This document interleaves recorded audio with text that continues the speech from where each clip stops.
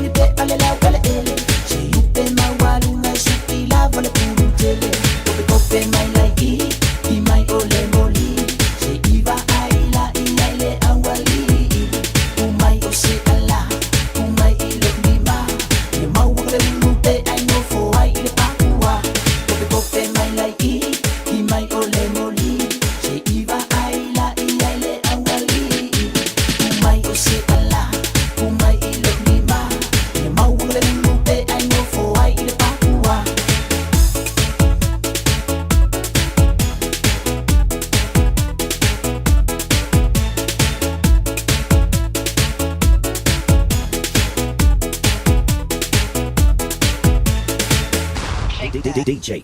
Every day I'm shuffling, shuffling. Maintaining some things excessive.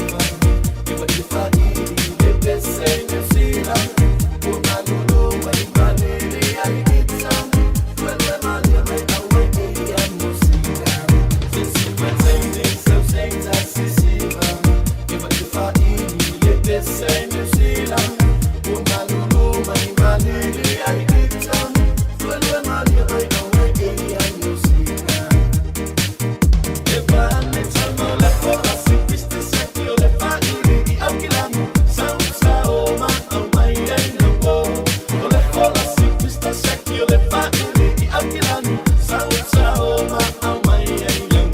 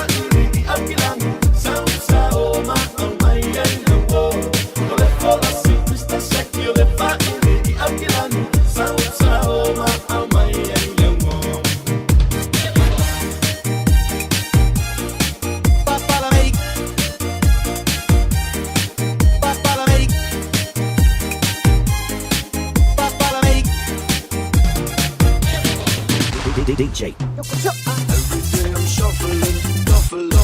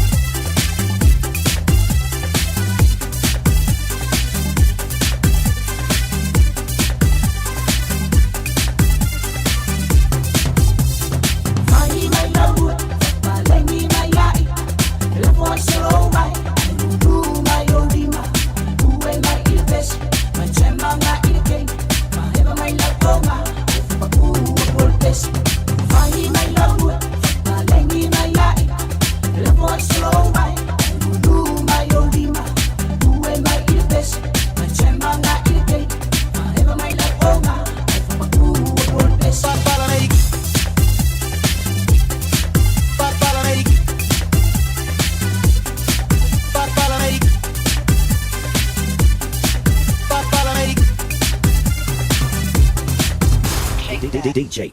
Every day I'm shuffling, shuffling.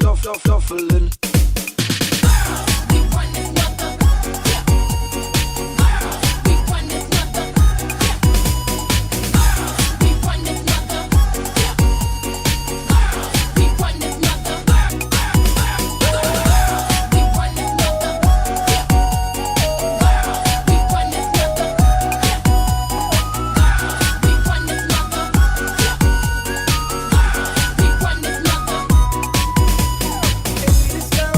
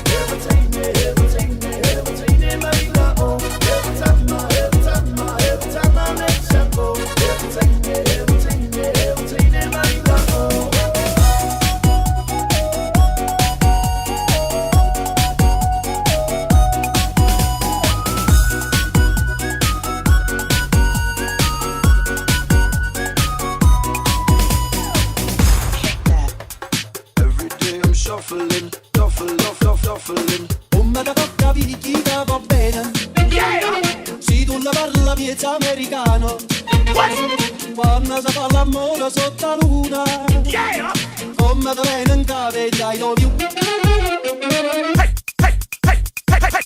Faccio non mai ma non so che fai, mai fa male schifo. Parli con mai sono non ti e passa con le spare che le no tu ma le gioia in acqua e poi va o ma ne so le capo che le olenghe ai che sono fu ma lo loina.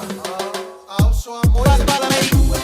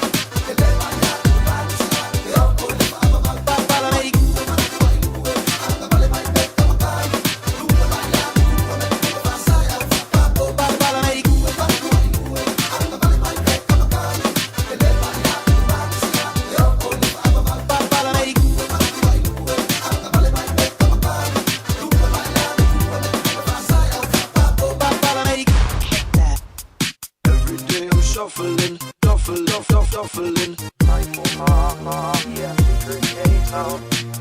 DJ.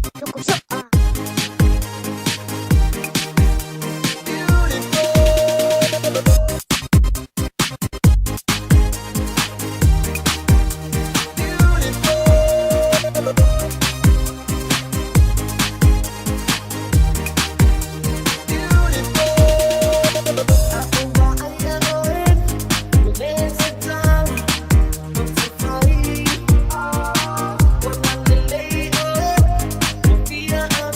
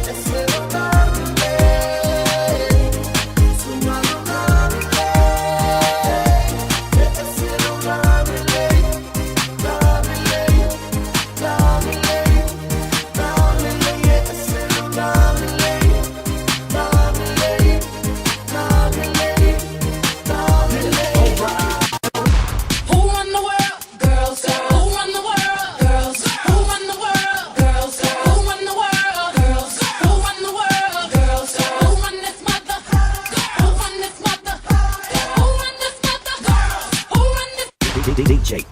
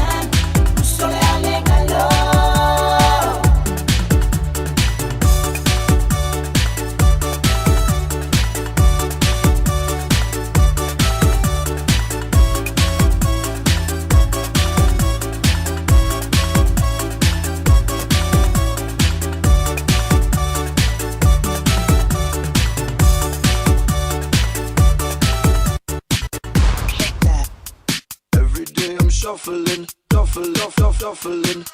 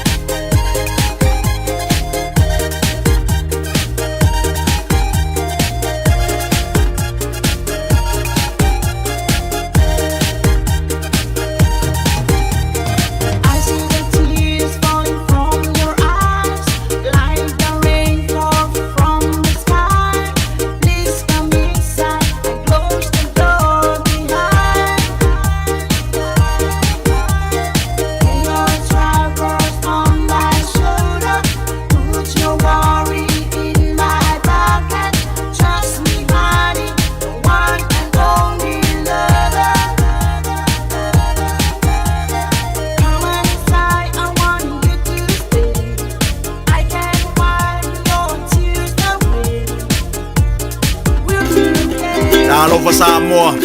Wa ule nei o kasputi alu, a wale sui alingila ula ule kio. A eva mai ina se furu lima iwa kolu. Amo, Radio Samoa, Vevela a. So ai ngai fa persona leo. Pe fa pe foi. Fa mata e avea le tale I, ma le tale masani e tau fia I latou ma le fai o latou me masani ai. E ta tau na latou e fai suenga o le tale a ngai le coughtest.co.nz. Pai le suenga o le tale ma fai loi le fō mai coughtest.co.nz e le ai se tatongi. Fuala au talavai e iai tūlanga la matia ma tūlanga le lei o fuala au. GlaxoSmithKline, New Zealand Limited, Auckland. Avia maua sosa, Omega ka, Iana lowi moa, Omega ka, Sabale tau mofie, Omega ka, Fili mai loile, Omega ka. Omega Cars, lua selau Kemetis Drive I Manukau, po le telefoni o iwa lua vitfitu lima walu tasi lua. Susu mai Manukau ne, Omega ka. Malole keisile Omega ka. Tātou whaamanato le vai aso o le ngangana Samoa I le Air Veni Pacific. Whaatau sau la e au lele lava. Matango fie la e lei ese, whaapea o la tau.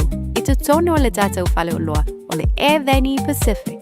Te tala I le aso ngā fuanga I le aso whareile. Mai le se furu I le tai awanga I le ono I le afiafi. Aso to anai I le se furu I tai au. Anga I le wha I le afiafi. Le Air Veni Pacific. I le Auckland Airport Shopping Centre. Wafsanga I tonu lava ma le whale ainga o le KFC. Lata ana I le warehouse. Tuatu C1 John Gota Drive, Mangele. Use your loaf and throw your burnt toast in your food scraps bin instead of the rubbish. Because every scrap counts. Tamaki Turiki, Altogether Auckland. Tasilima Ivatolu Amo. Radio Samoa.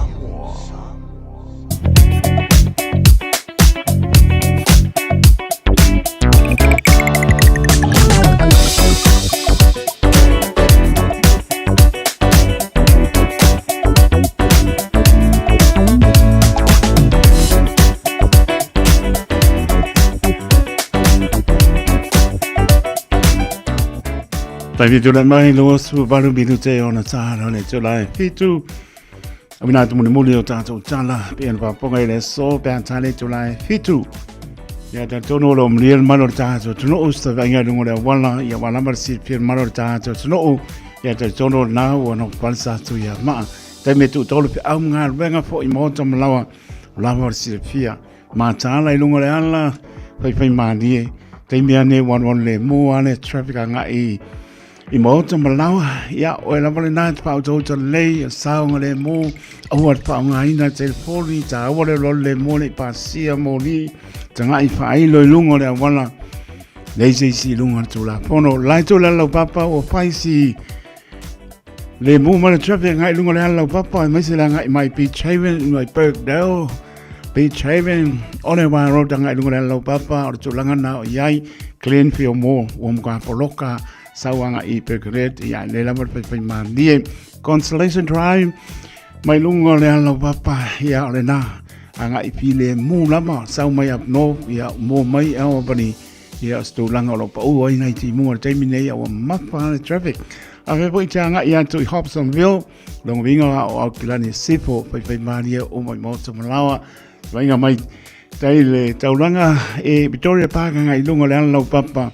ya le tulanga na lo yai ya nga leleli pato no ina moto malawa South Simon Street Crafton Bridge lo paisi slow traffic si fiel malo tato no moto nga singa se ya ni se oli into my type for mai wanga nga venga mas foi le malo le ato no yo lo nga ya tu yasi na yo tato ai ngolo pato to li nga singa se tino ya le lawa pe malia o lawa me o lo fingalo tanga yai anga mai manu ka road nga Queenstown no nga ya ole na moto a no le mo ale traffic ya tau no mnuia lava I moto malawa mega bridge spice poroka nga I mlava lele ya pai pita nga I mai Meadowbank GI ya lo ngeke mo Pelkington road nga I pe miwa ya slow ale traffic nga I Parkranga highway Ellerslie highway Mount Wellington Highway, Silver Park, Omka, Poloka, Yoi, Ya Poloka, Nga Faisal and Peka, Nga Poloka, King, Yai, Se Kele, Mamma for the traffic, Yang, Ilo, Moto, Malawa, Sawikai, Green Lane, Runabout, Lunga, Moto, Bay, Sawia, Mato, O Makwale, Moo, my lava traffic, Pepe Mania, O my Moto, Malawa, Savanga Lincoln Road, Jangai, Henderson, Mo, Mangai Flow, traffic, Ngai Lunga, Glendine, Runabout. Ya, te mo mai pasi mai ia Waikomete Cemetery, ia wa uma po ia se singo neso. Sa wa o ia ngai lin mo, ia pepo tia ngai mai Tiverton Road, Wolverton Road, ia te mo po Lani Windsor Road, Mayora Road, ia ke i folo le motorway ia ngai Mangle Bridge, ia pepe mai ia uma le motor mlawa. Sa ia mantou, kalo mai pe ngai mai pasi mai le Radio Samoa, ia te mo Roman Rewa, South Mall, ma ngai flow traffic, towards Takanini, Papakura, Pukikoi, ya ngai lo moto malawa danga leo lo ta to tua ya tau no le manuia o ni ngaron fa fo i o fa tai o fa manu ile ngai leo le tua le yaso ya pa ta ba tu le a to ta to no mai la mai monga ma lunga pa ia se o pito titi ta lofa lava pa ta lo ya ona pa ia le tua ya lo fa pa le manu so se pi anga ya mai so to bini o to suina le mai o so fo a lama ni nganga mo ia malona ma lo Poroban pata patu ta lofa lava pata lofa e tunu mal le tunu ia lava ba ailo ti le ruanu mai tau pati mai le au mal po fa tai lo to manato mai fa fonga mai te ria ina ma mai o tau tu ale Radio Samoa su lima e ba toru a mo poroban pata patu ile ngaro po iso se motanga se moto manawa pata to lian malo le tunu ia pata lofa tu tau tu ale Radio Samoa ma no pani te tonu lo yari file mua le li lana fa mano longa ia o lo pa yatu maua manos ta to chao ngā mo ia malon fil ngalo forovan pa talo pati ai mai se la tau tuli o la tau fa salanga so sto ese ile pengo fie ia ai pa rupe sase o longona pa lango le tu musu atu le nganga pa ia lo wata li fo mai lo a fine fo mai wala mo le na pa manato to e lo salamo le wi wan ngata le langi o nā ta mai ai leo ia mato e fōi lo na inga.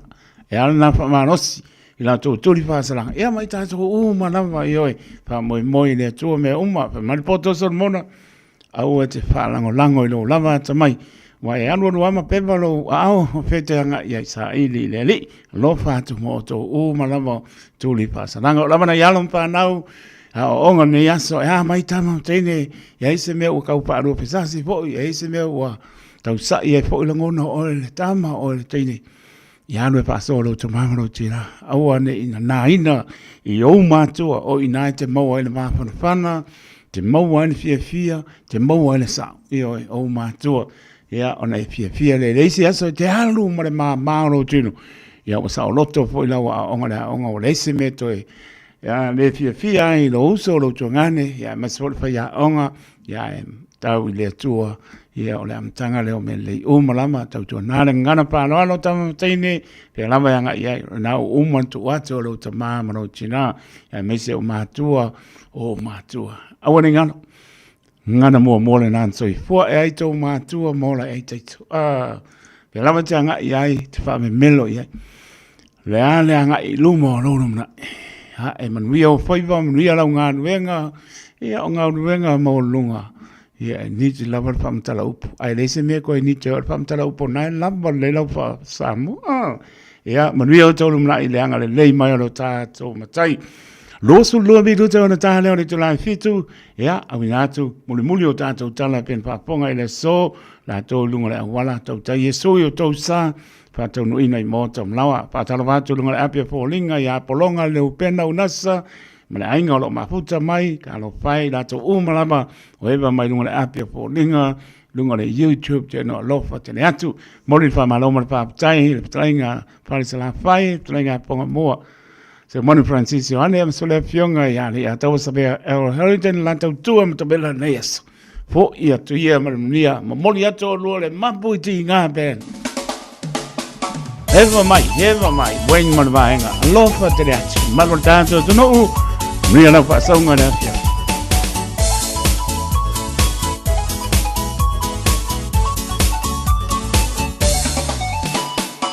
Te mai i le mapu i tinga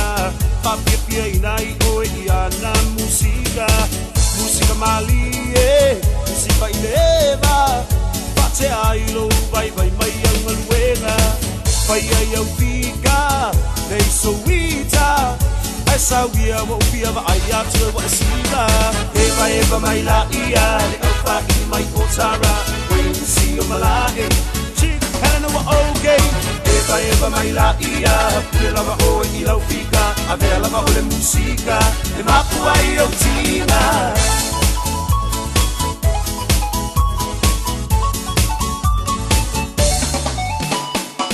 Nai au paanga Ngie vai vanga E mamoli atu le nei Pisa nai o lo paanga Le ngata I au te roa Whapere lau rangi atoa Mo amo o ngai fia tau tua mo o e Samoa E ala I le taleli O le musika E sauia sei e whapepia mai a ita Eva mai la ia Le au whaki mai o tara Wait to see o malae Chick hana wa okay Eva mai la ia Pule lava o I lau fika A vea lava o le musika E mapu ai o tina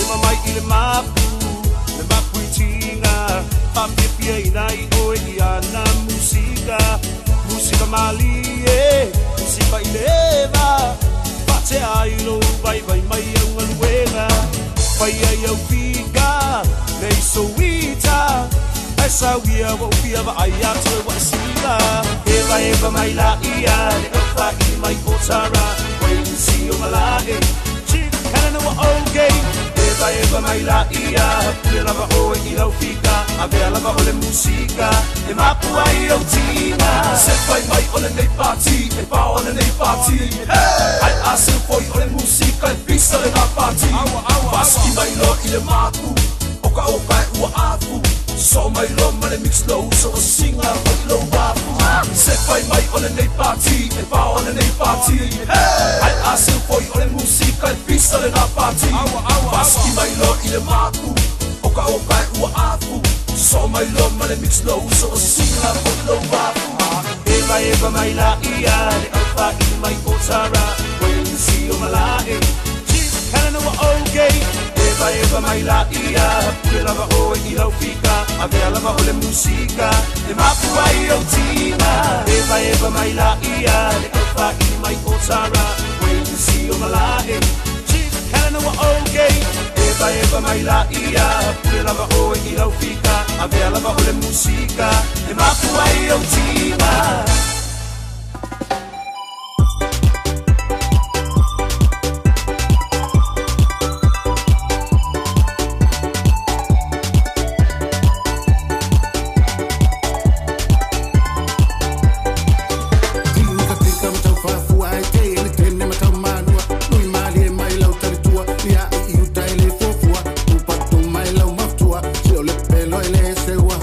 Seu mai I lau manu se fueo le papatua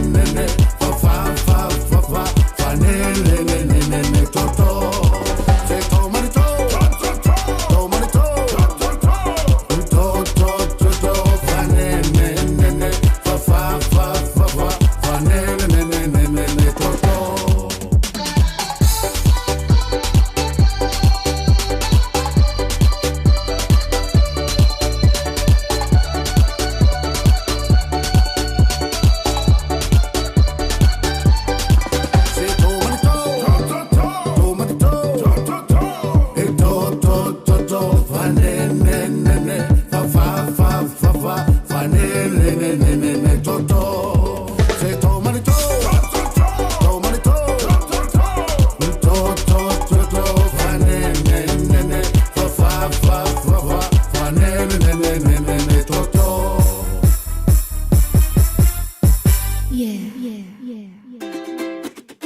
Walter VLD.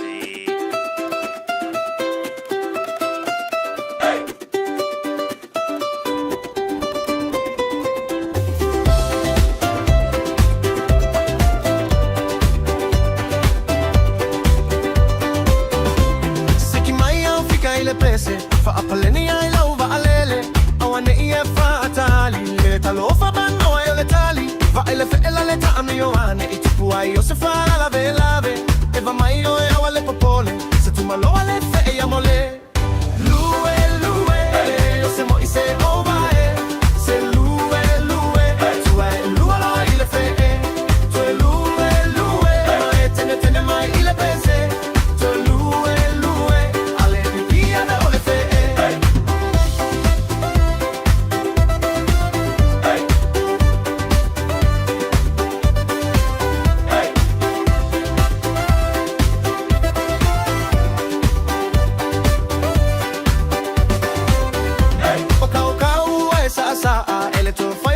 sa utala le anga etele I mawaina la umai le sa wanga ngai naina ono saila ya lo loto ta eva veva lo ile fale olo mai su e mai yo se tala fae va sa mai lunga lue le yo se moi se ova se lue tu va lue lo ile fe tu lue ma etene mai ile pese tu lue me te via vele fe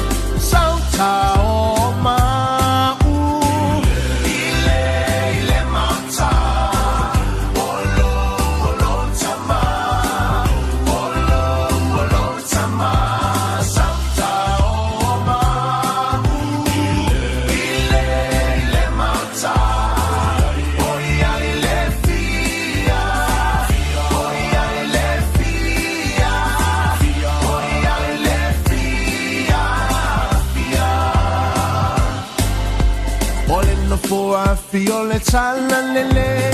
Saltao ai nei, all in the for I feel it's all lele. Saltao ai nei, all in the for I feel it's all lele. Saltao ai nei, saltao, saltao, saltao ai nei. Ele alo ai se tangata whaia ngā saltao ai nei. Ele alo ai se tangata whaia ngā saltao ai nei. Alleluia. Ele no fuafi e anu I le laki saltao ai nei. Saltao, saltao, saltao ai nei. Abraham tama malana whanau. Ua tonga tele nau nau. O amu foi leisi, o oe foi leisi. Ia vi ia I le ali. Abraham tama malana whanau. Ua tonga tele nau nau. O amu foi leisi, o oe foi leisi. Ia vi ia I le ali. Alima tamatau, alima mavale. Avai tamatau male vai mavale. Elu elu le ulu, e whaata avilo, e nuku I lalu. Ia vi ia I le ali. O te whai o tōma whai, whai whai tangata, whai whai whai tangata, whai whai whai tangata. O te whai o tōma whai, whai whai tangata, pe ape tuk te mule mule e te a. Pe ape tuk te mule mule e te a. Pe ape tuk te mule mule e te a. O te whai o tōma whai, whai whai tangata, pe ape tuk te mule mule e te a. Whai taule tu spai a mata tala e soma, te tala e soma, te tala e soma. Whai taule tu spai a mata tala e soma. Ona e tupu tupu ai le. Ona e tupu tupu ai le. Ona e tupu tupu ai le. Whai taule tu spai a mata tala e soma. Ona e tupu tupu ai le. Alanga le siu fofonga ole ole o mamo e I fafole pongi sa po o fea o iai. Ala au I mamo e ua le iloa. Wa mama o mai le o mamo. Au mai I totonu, au mai I totonu, au mai I totonu mai le anga sala. Au mai I totonu, au mai I totonu, au mai I totonu ya Yesu. Ua na o le Radio Samoa se furulima iwa toru a mo e tautuaina o e ilangu ngana fitu aso le vai aso. Lua miru te ona tāle o le tulai fitu, o mina tātou tālai pēr pāponga I le so, o mina tu muli pēr tāle tulai fitu, o mina tu tāle le tau ni se o pā si langa, pionga mana le panga apa le tulai fitu, tāle le tātou leino aso I full manu le tātou tunu, tolu fitu tā si lima I patoro no mera, o ni ngalo le tātou emaili on the air at radiosamoa.co.nz, Facebook page at Radio Samoa, mrunga le YouTube channel, wha manoa, pai mania mai lo sa. Ea, on toi ai le po ia nisi o wha, se silanga I whianga mana le whanga tāle tulai, wano le tātou porklame pe on Silvia, hanga me po I tamani o le atunuu, ea, o le tātou porklame o le wao pilipili, pera po na au ngangi pe le atunuu, ea, o le na ina tō wha lei, te whai e lau, au wha soa le fiafi, talalasi Samoa, talalasi Samoa, lama se meo Silvia ngai mai, ea, po le mānai ar tātou porklame, ea, tani atu pōre o tamani o le tunuu, ea, tātou wha soa, po le tu la ma le apa I tu la luas fulmino te ia mo se au ngani se le mo mai ava noa ia o lo fa fonga mai le tau tua tamari o le atuno Paul Klame o le vau pili apa ni tu la iva toi Paul Klame a reto le ola te pena ina sunga le fa pengainga ia Alessana pui mora makafi ia on tau lungai pui lau stau tua le ona ia tari tono malu li lau tā po inga Samoa o le pōra salua sruiva me lua o lua ono whaptai le atua ilo na alofa mlo na lei ia ngai tātou mo le manu lu alo fatu na tō le tunu le apengana venga tatofia le atua tāno whai tua asinsina ele fia le tau manu lu ia ngā leile li ia mawhana peona au alofa pa iatu ia o tōna i o tamana i o tina tō whiawhiri soifua ia tari tōna lo ia wha mano longa le li mā whana i o tō tino tu lo whaponga le tulu ia moi pēra soifua tulu i soifua lau nei ia wā tōwhi matiu tō wana awe le li ia e manuia lama lau whaasaunga Samoa nia whiawhi whatara pati a terisa ene siona tua ati nā lo whapenal mapta mai polonga leo pena o nasa leo tā tōna lama le tula e fitu Samoa le tōna pele Semaya lau paponga le toa e nato tātou tana e pēna paponga e le so. 24 hours a day, 7 days a week, Radio Samoa streaming live on www.radiosamoa.co.nz. Usi mai alau whaafofonga o le whaapoponga fo ele nei o talafau mai Samoa. Awina sa mai mo oe e lau leiti o whalongolongo le Radio Samoa. Tasilima iwa tolu amo. O te whaatalofo ele nei fo ia so fau. O tātou wheloa i a wāle whaapoponga o talatau longolongo mai lo tātou utino. I le mai aile songa fuala nei vai aso whaingaluenga e se fulu bo working days. E awano ai ona whaulu atu le whaamsinonga se tangi tau palota. Ina ua tuana i le palota la ititia vai maunga tolu. E peona sa whaailoa alo i ele so whao me, le whiriwhiria le fionga lau timu ia wele se vai. Na te tau avele no fua o lei tū malo i le paia ina se furu valu o le pālemene. O le asonga fua lava o le vai o sonei, na whaulu atua i le whaamsinonga, le tangi o morianga o whainga whaalatua po o se election petition. O whaamauni a mai i le ofisa siri o ntanga aluenga o whaamsinonga, ma le whaafuaino ma tau butau whaamsinonga, le sunga papali i John Taimare langi awhele, e tasi le tangi o whaulu atu, ma o le tangi e le sa avea ma whaipule, o le tu malo le fionga tei o li seu fiti ai masu.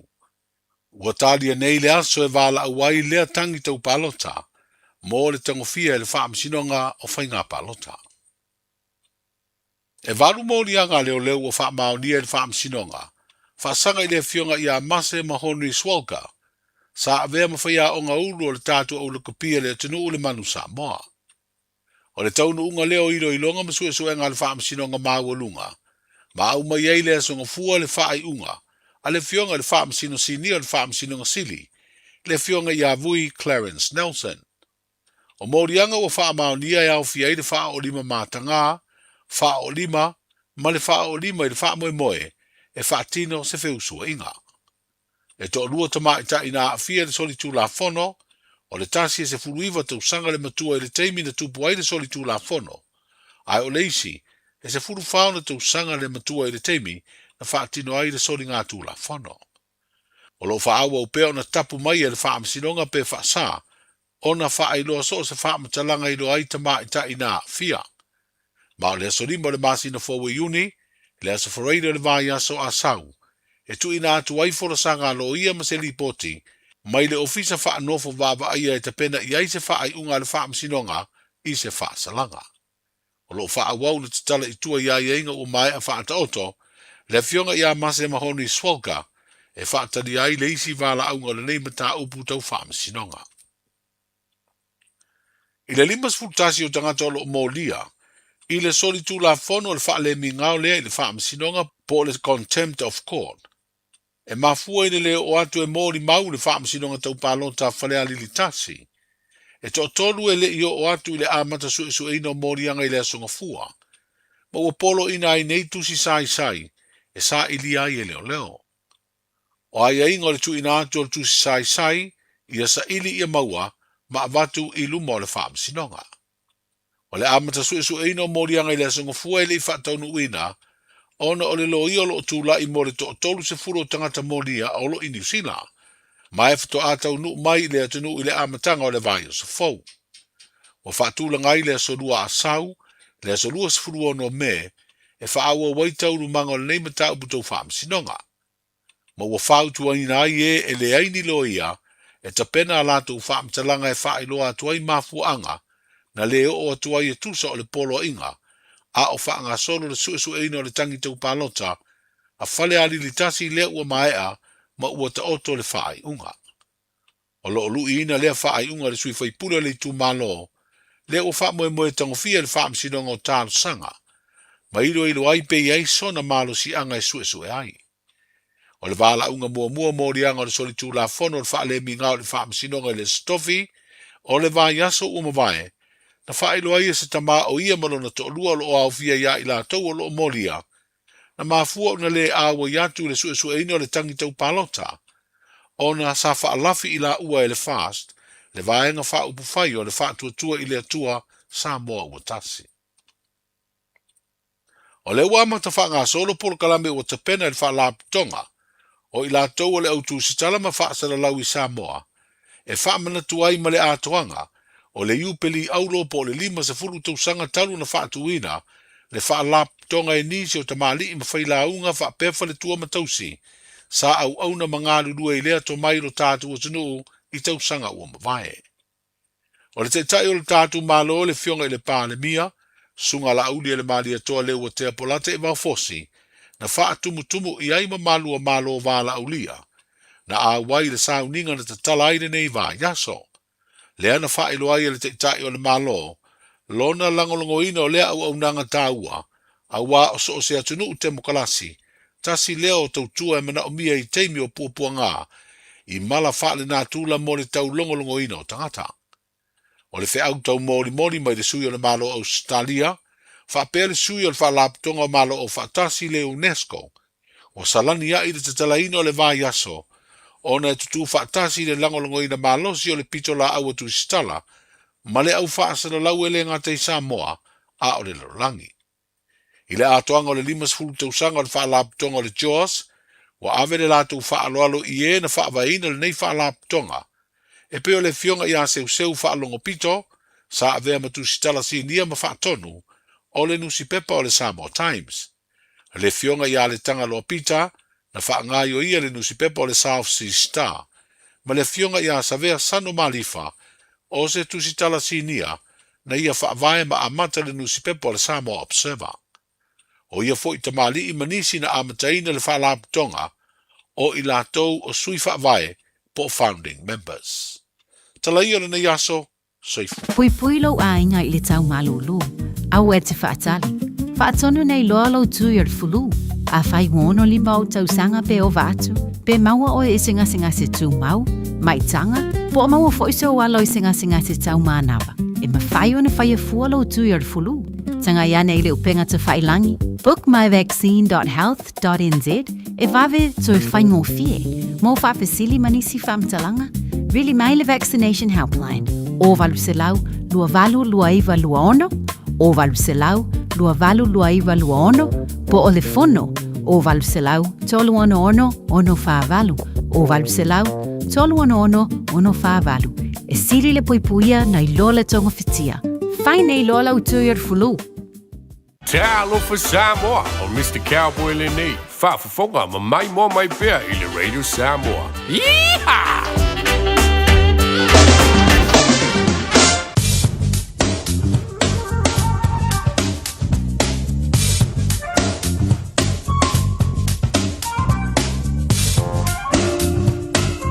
Toi whaponga na mano le atunu o le awina atu muli o tātou tala e pēn whaponga i le so. I le tautua mai au tanga vai a GP au tanga vai a anga lele matai langi mo mori atu. Loto so i fuana mato wola le aso a tai au toi whaponga o tala mai si o tātou tunu o Samoa. Sa venga tala tau mātanga o Pilsulu Live me o au o po nisi vaenga o Kinani. Sa bili angi mai sau te sifo su fitu le mawhanapana le so maron manu le poe iwa lona mo lalo winga pa nāri tau le aso a tai au me tu maule a wawa sulu manu le vela pa mawina mo a tai au spunu lona manu lo le po e a papena po winga mana i o le tau i le astofi ma le asparai le sulu fitu le vela pa mawina le astofi sulu fitu po le vela pa mawina le asparai le manu lo le po e fitu le astofi fitu po i a le aso paraile Sa vainga lenga te whale mo la tau tā pena iai le lama tā pena meo e sirifia o ante e tupu mai nai te tā pena iai. Whale tonu tau le sova pena po e tai au mātango pere tau le stopia spraile whale tonu tau le astonai iai le lama tā pena meo e sirifia e au le nā pautuanga le wora saipte ni sila Māori taima ni sila mtanga venga le sisi. Patalo bantu le tautua le rele Samoa ia tatono le whaponga le tasi ono tesi ma le tasi whaamo le maro le tātou tono e a ma lor whalau tatono lama e māna walaia i no whanga ia le pomoni o lo tātou whei loa i tāu sanga alo whātou mātou lo ai tau malele atu manopia i atu no o e mamau ngalo manai le tausi o tātou tono o lo awa loa spuluiva le vela whamone mai Samoa ia malon manu le fiafi loa spulima ia tari tono e manatua e lau titalo. Si o tātou tano e pele o tō pinangana mo tātou loto lo pauti munga e apno pe o mai aorpani o mai ngala lau papa o mātutu nio e o markimu sa wanei lunga i ngā angai mai Victoria Park ia o manea sa inga nā wai kato roto rua tau po taranaki mano tu ia lo fa manu le pa use timu e pe ia ngalo e fa fua e le fati so inga nā i pe plenty kin country kispon max pe la mo wan tone Mātango fie le tau anga i atu i Warrapa Palms the North Navy maesti tauranga manisi vainga no tu tuai sia pa ia lava pito lalo i sa wane ioe Crusader ole na ioe lau fe mai umaka sole ko hatu pita ia le makangi manasifi ia boi ka koe pa karikandi al kuringor kingi ngoko pa fe mai ule sia vongor Crusader. Ia, sa venga nā tala le tau vang si tātou tunu i Samoa mana tua lau talo, nisa vaenga no tūtua oi, ia walamar si le fia le manu le tātou tunu. Suta si minuta wa te ali tulai fitu, i le tau tua le Radio Samoa, so lima i matolu a mos. Mai lava ponga le tātou, Paul Kalame, o le alanga upu.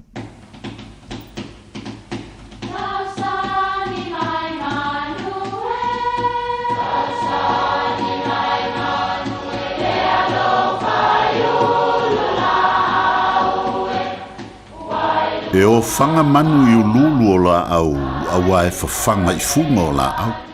A o le tangata, e whawhanga i upu matala. O le mawhileo o alanga upu mamuanga ngana Samoa maona whaapongai, e a fua i lona si o mianga. O lona lea sao i le whaatufunganga o le iloa whaale aso, mai le tautua se ia o ina pule. O alanga upu mamuanga ngana, ua lanto mamanuina le tō whamanino a Samoa, mana tua fo'i, e tāo fitau muli le atunu. Ua tolo paa le mata upu, e maua mai le tolo fia e paa o se mea. O paa, e fetolofi whaalilo lilo i le pongi sa ili mea ai. E whapea tangata e tau mo whai e sui se tonu, ua uma o na whai e ala i talanoanga whaala tua. Aile au maia i luma. O upu e whailoa antuai le fia, o nau se mata upu ua musu ia mua tangata i ni whau tuanga. Le manuia. E fōringa maia li ua tolo paa le mata upu mai le whapea ni whainga whatamali. Manatua le upu, o le whaiwau tamali o le sau noa. Ai le o le whaunua vau. Manuia lau whaazausaunga.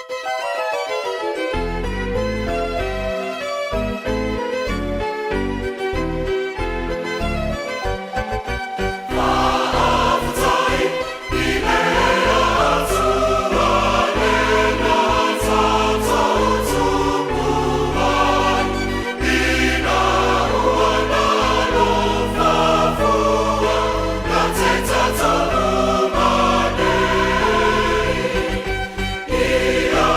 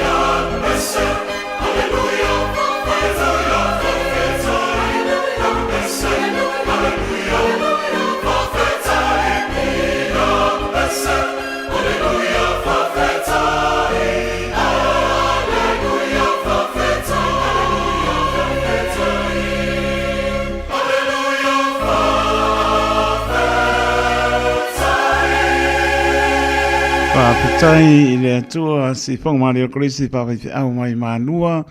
E ama mori atu ai fwoi mo o ngā lofa le maro le atunu e kāne si e fia. Le usui o le whono I tono lau mua I manua. Ia lofa le li a mata le munea le usui o le whono e pakasa I tono malua a mata le manuia o noni po ngā toi whai wina I le manuia. E au lo tāpo I atu fwoi o tō whaiva.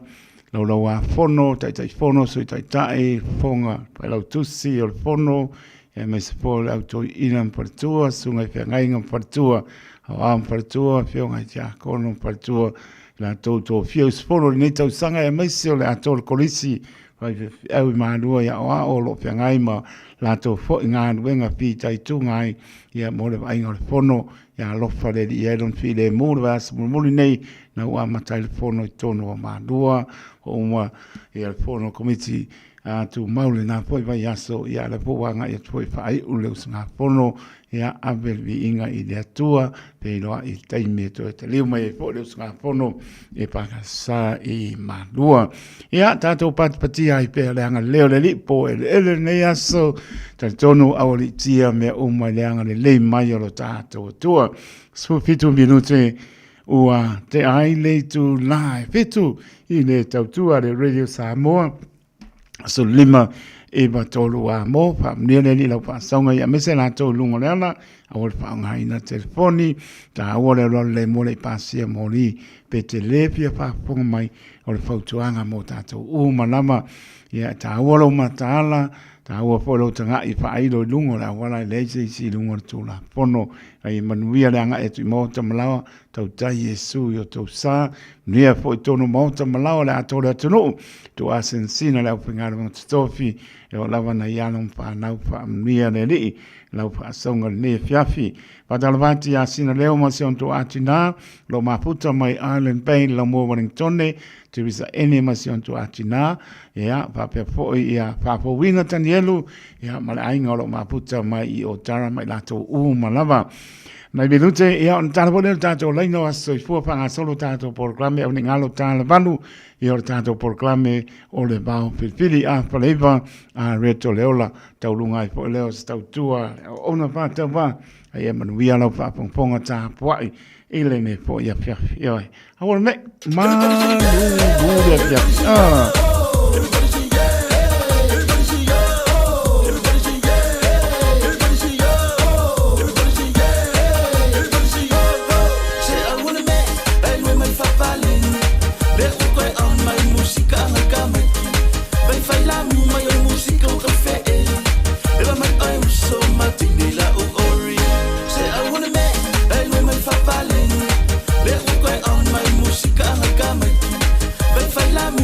Música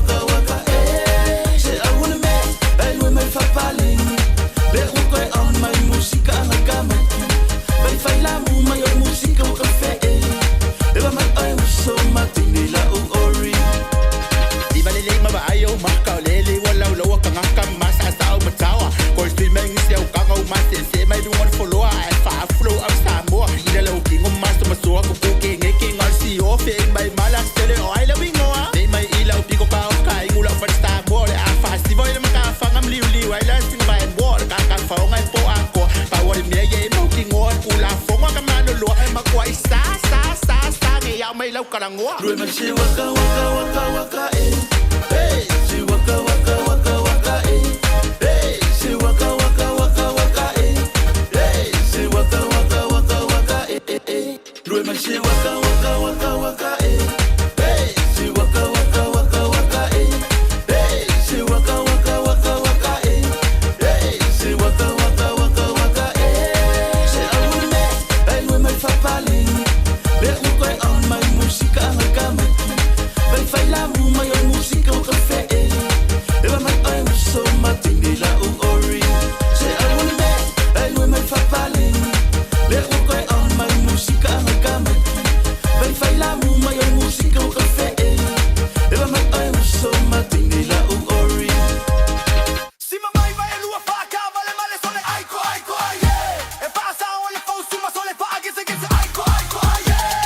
Mani mai lua fa cavale male sole aiko aiko yeah. E passa on le fau suma sole fa che se E nave uma cena salta eva eva tu yo. Fai singa lue lue come ai fe a ole asso no malolo. E si va ua ma casi come mai ka ua mi ke ua kwai. Ku mai lo lima se yo ina e ko ke le o fai visa. Ma e si va Camilo bilo ile musica. Leo fai galo en ma leo fai poco se lue ma la musica. Ma e si va Camilo bilo ile musica. Leo fai galo en ma leo fai poco fa obla mai ole musica. Si va ga bili bili luga le follow.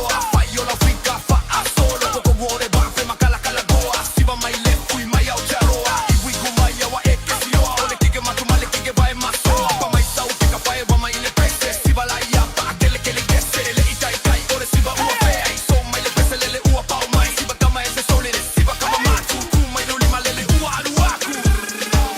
Se va e si va Camilo milo ile musica.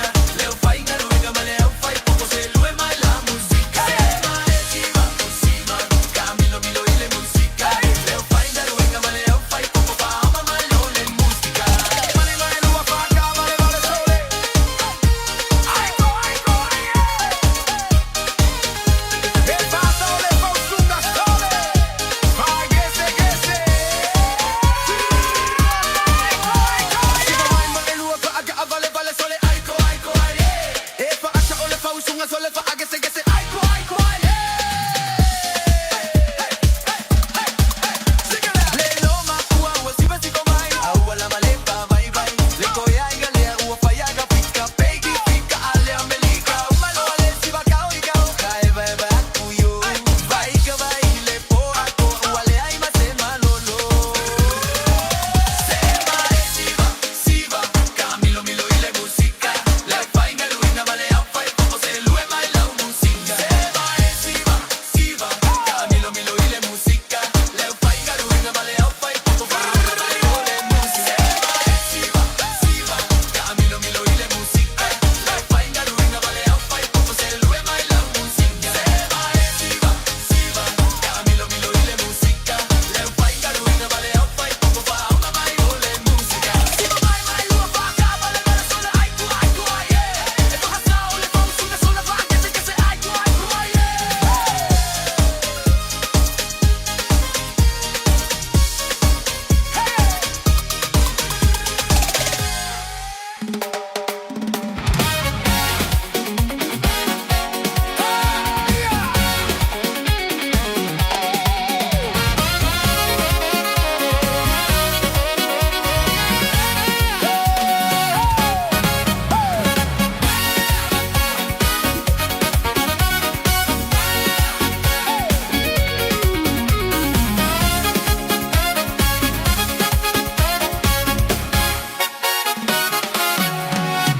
Metate musa musa mia taulia ya kotuluma. Fai fo ise swinga ua Samoa la ala a ole fina o masaili tuli tuli ole sini. Fai mapa a moe moe ile ali i. E tele fai ngata tele fo io pua puanga. Ai a etu lava tu uile atu ale anganga. Fina o ya malo awa o selumana. I fai le loto mawalalo mawaleo no sai. Vai lo rima. Sole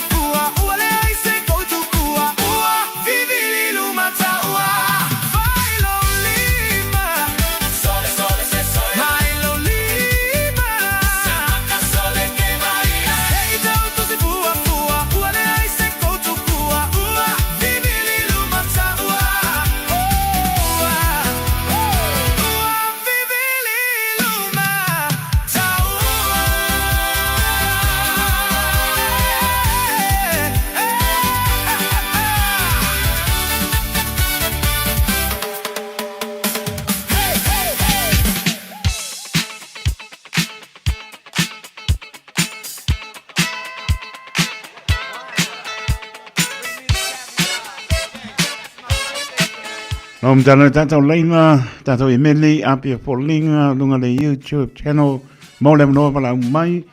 Ia, whamune po e wasoi fua, mai po e tā pena programis tātou pese, malengang whanolo. Ia, tana tātou leina.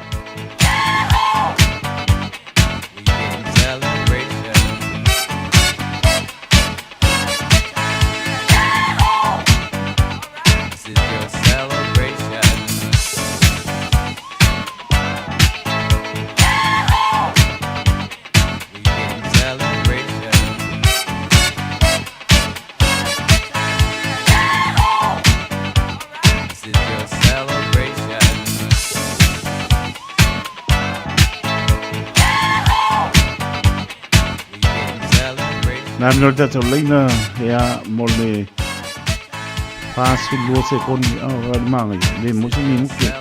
Pamnia tu nau soifua, awa ia lose tō neko, ia mai na iona ainga, e mese na iona mātua, se on tina tamā, iona uso mora tō whāpira, mese ana whānau, ia mese ona na mani mea, mai ia koanga i whinga wenga, ma ngama loa ia, nā sau nias ka koko leisa le fia. Mune te loa soifua, lose tō neko, alo whai, koko leisa, better than nothing.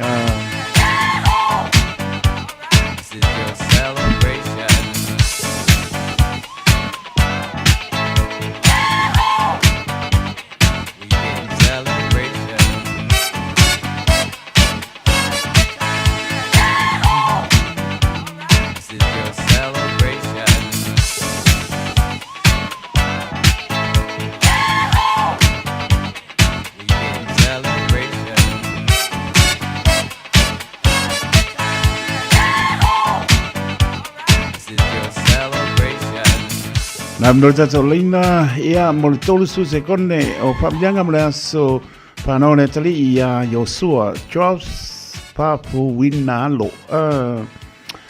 Happy birthday, Jos, bi ia le tua ua lia mai oe le tali i.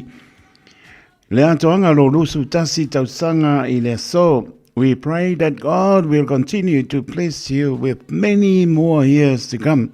We also pray that He will continue to use you and the talent that He has kept you for His glory and kingdom.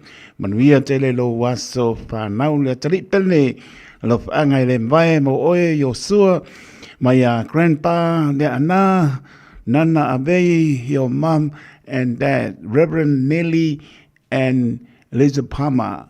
Hello, your siblings, Pakayo, Caleb, Mercurius, Angie Muliangatele, Fuarosa from Tokyo, Japan, Konnichiwa, Auntie Sharon, and Uncle Lesa Lanialo. Manuia te loas whanau la tali I Yosua.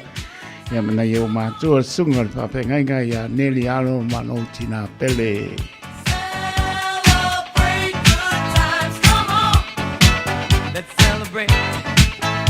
Malo maka ko le patawā le ona pai mapompa leo pulenga le Radio Samoa. Fabio asto for malo le tunu o le so tamati na o so mato papinsa o mana fana witi o to famnia to waso for le so yang leleli to fa popo nisi tau sanga sele so for mo lai tato mana tua pe ia bea pe tato e whaia lona pilingalo. Manuia te leo tau waso for happy birthday to you. Si fong maria se avo ia swao felice Mikael. Pa ma ngalo ma ia wale se maro.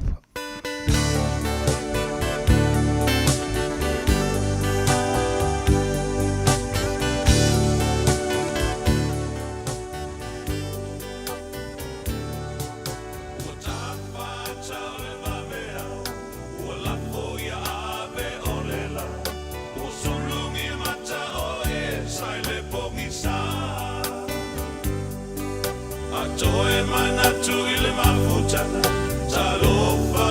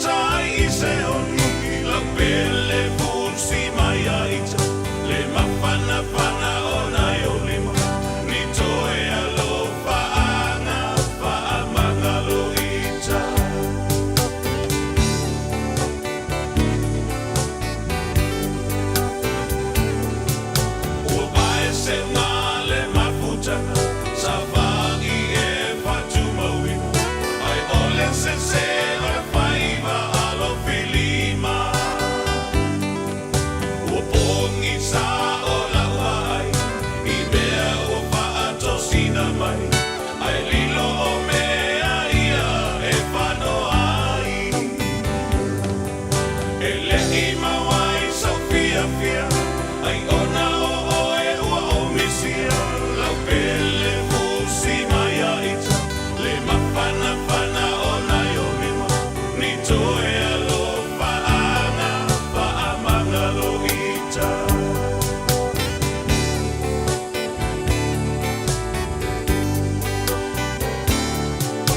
o oulangona le mafatia ni upu a mama sangia le ipu vai ua masai le toi utopia ne ia vea ma mea mamafa le va ai ngā atangata va ai matana e o o tafa tafia mafuta pe maoe ini aso o totoe la pele fusi mai aita le mapana pana o nai o mima ni toe alo paanga paamanga lo ita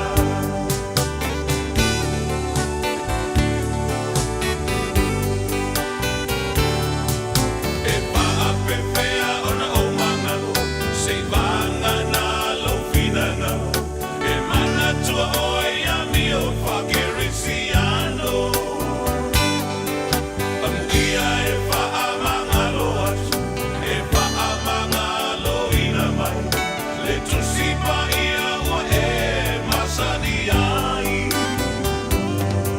ta moho moho manei le taurau i tasilo tatu unga mau lau pele fusi mai aita le mapana pana o nai o lima ni toe alo paanga paamanga lo ita ta moho moho manei le taurau i tasilo tatu unga mau lau pele fusi mai aita le mapana pana o nai o lima ni toe alo paanga paamanga lo ita ni toe alo paanga paamanga lo ita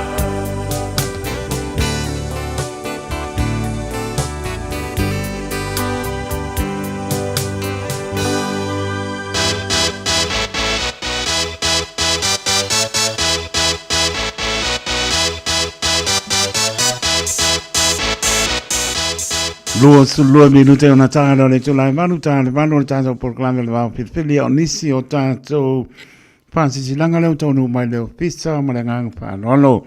O ni ngalo sau lo minga o le tusi o le so ngā pāsisi ai ma le lo minga o le wau pitpili ma wai pālupenga o Samoa sipo tutuila manua o nisi o tātou o Samoa o ala ngā upu o le mta pai oi ana matai pai ngā pālame e pei o pai poiponga ma liu o leo sio singa a inga silpa inga paulo si I palo alo pala ngingo e kande sia ma le telo le ngana o palo longa ma tua o fits futa la ia le tau o le tato tusi palo penga ia ma le nganga palo alo fits futa la non tau na lo pisa la ma le Radio Samoa tolu ono pa tolu Hope Avenue I Manukau City monisi pamtalanga ma le yalo tal no lau ponga pe fio mato o pisa ina o iba luono loat slima iba toro numera o iba luono loat slima iba toro numera pe tanga iane le shop radiosamoa.co.nz pa yesa oka e o le leia kwa au ke pole pa zisilanga le anga o popo o samai ano foia pole mua fale ba ai ma fale seu o tia maulunga ona pa pe leo upu se o le lingol fonga tia o paulu tua mau mafua malu o tangata lo lo le bao filfili male asa ngata ona matou fa tu lo lea Samoa yo pa ia sau ngata o le ale o iai so matou leo tu lo lava fa sin tonu le nei fa silsilanga E suri uma o alam tampa na ole pia anga o po e savai o lo o lalam papa au I au kila nei ma so se tasi e pia tongi sana maa ya wa labar pa moe o le toi pausi a ina o le malu tapu ale e paka sai tonu o le tato no o le apai al pelo ingai o Tara Art Center le aso toru se pulu o me lua ono taimi mo silfia tasi I le oli se pa ia le lima I le afiafi mana mia no o I mai tātou so ala pule ai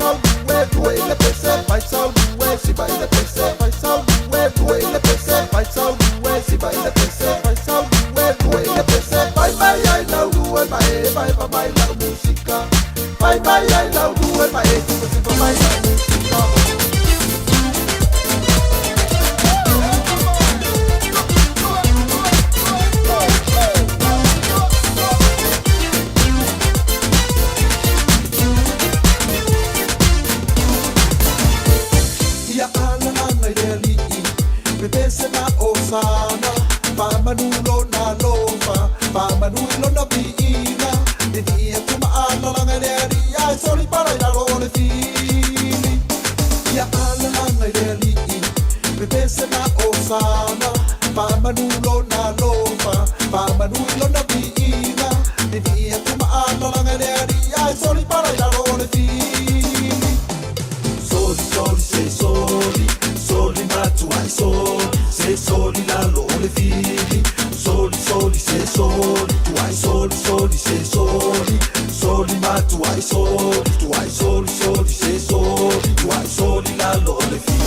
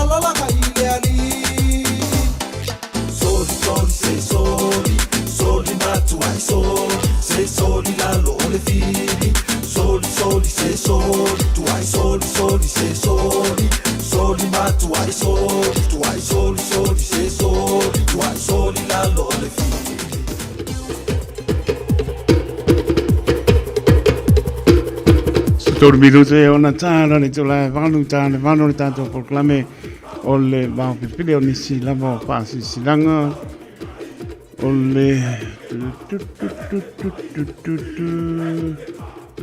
le pāsi silanga le ainga sa alalanga pāse la le whanga o te pāsi silanga tu le awa ma le whāloalo i suafa matai uma o le ainga sa alalanga pāse la le whanga. Pe mausta to pe lo inga i le asto nai le fai unga o le vaiaso nei losu tolo me lu o ono i le spuru lua le aoli i le no fuanga lua pitu iwa i stama ki rauti o tara e mana o mia le tato pe lo i fatasi fato no fuanga lo tato ainga sa tal noina i na ua uma nofo sa fai le amtanga o le nei tau sanga Moniti pam talanga pam so taile numera olo fitu ono tasi ono lua tolu lima o olo fitu ono tasi ono lua tolu lima o molo wama molo falo alo tele pa tai alalanga pa mai eti sa ole ainga sa lalanga Walam tapanau sale au mua I au kilani Pasisi latu I matapale uma o alo matampanau le nei nuu o sale au mua. O lo alalam papa au I so se tafa au kilani. O le awhaia tātou fontanga I le asto na I le asa losu tolu me le toa tosi I Otahu Rugby Football Club numero balu Awa Street I Otahu I le surulu I le auli se ia o atu le afiafi le tulai tolu. A wapo whanga mo le whala Fale a onga le tātou noo I Samoa e pei ona iai le tātou I ngā whono sa iai le masina o mati taritonu I le alofa pa so le tua. Taita iatu ailo tau soi fuam so mātou nei ona. I le aso o tātou e lunga pā mole mana tua mailau tai tai ia uana tātou pa marastino le aso monisi pamtalanga e lelo tala no le fonga le mafutanga le numera olua o whātasi tolu tasi pitasi olua o whātasi tolu tasi pitasi whāptai sa inia le taitai whono male lau o alum tampanau le whianga sale au mua I au kirani Pei umma wa umma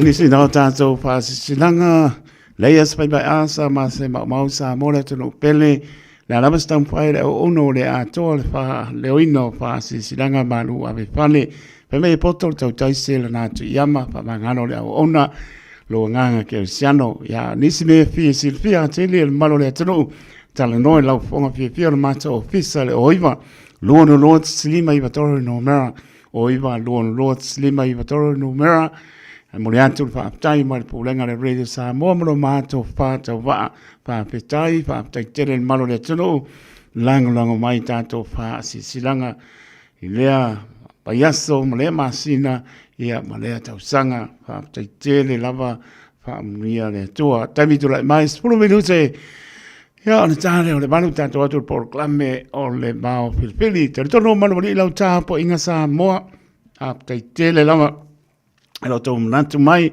tali aina lama o le tautua le radio Samoa i mauta malawa tono o lo sa whapengā ruenga whaptai tele lama ea ma lor folau whaptai tu asensina whai talo le whengārunga tutofi a maisa la tole atinu e o na ialam whanau whamnia le tua whaptai tele lama alo tau hana lofa mara tau wangale lei whamnianga ia maisa la tau tatalo i tama whanau Samoa o ngā lua i tapai fio ke rope mane tiro ma lo tu sari so ta nia lo pat fo ia fa manu ma ainga mai loa hati Wellington sembi inga ka lo fai ele yo ar fa le so le sembi inga foanga fui mono lo fa te latu fa le onga ka lolo ma ainga ia ma lo lava fa tai ma mai io singa pese mai fa silanga mo la tu fa ma lo ma fa tai se o so vale so ia wa ia io lio pati mar patua salapa ia maleno falo fa tale moringa mai ni ai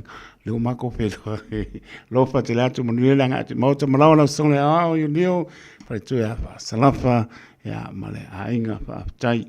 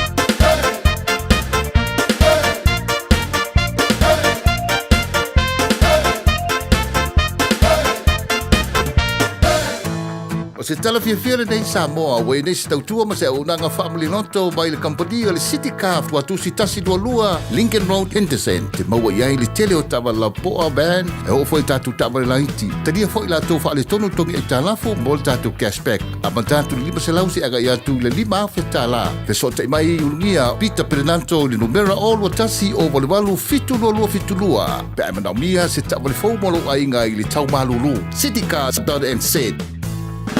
Sunga o whenga whakao e lo kawa le fōu maunga Max Ila. Se inga uka amilo i au kilangi. Mo koe foi mai lawa i o tara i le Tire World and Auto Limited. Lea e mau aiso skoi ngā meg ma pa uka awari. A one me Pico City. E ngā le lua lima ka aladu vai aso le kokongi. Le Tire World and Auto Limited e te maua i ta awale ma pa utau ngō fie ia New Zealand antoa. Mo fo i se ti mag wheels mo so se tu ai ngā ta awale ma le telo isi au unanga. Warren of Fitness i le na o le se fulu tala pia i wha i loa i eina e wha afafonga le Radio Samoa i nei wha abitoa. Talia wins quotes, cue cards, maisi. Walau lo le Tire World and Auto Limited i le lua fitu tasi tolu o mo pa uta avale. Po le lua fitu wha tolu lua o mo le whale inisinia. Tātou whaamanatu le vai aso o le ngangana Samoa i le Air Veni Pacific. Whaatau sau la e au lele lava. Matango fie la e lei ese, whaapea o la tau. I tu tono o le tātou whale o loa o le Air Veni Pacific. Te tala i le aso ngafuanga i le aso whareile. Mai le se furu i le tai au anga i le ono i le afiafi. Asu to anai i le se furu i tai au anga i le wha i le afiafi. Le Air Veni Pacific i le Auckland Airport Shopping Centre. Wafsanga i tonu lava ma le whale ainga o le KFC. Lata ana i le warehouse. Tuatu C1 John Gota Drive, Mangele.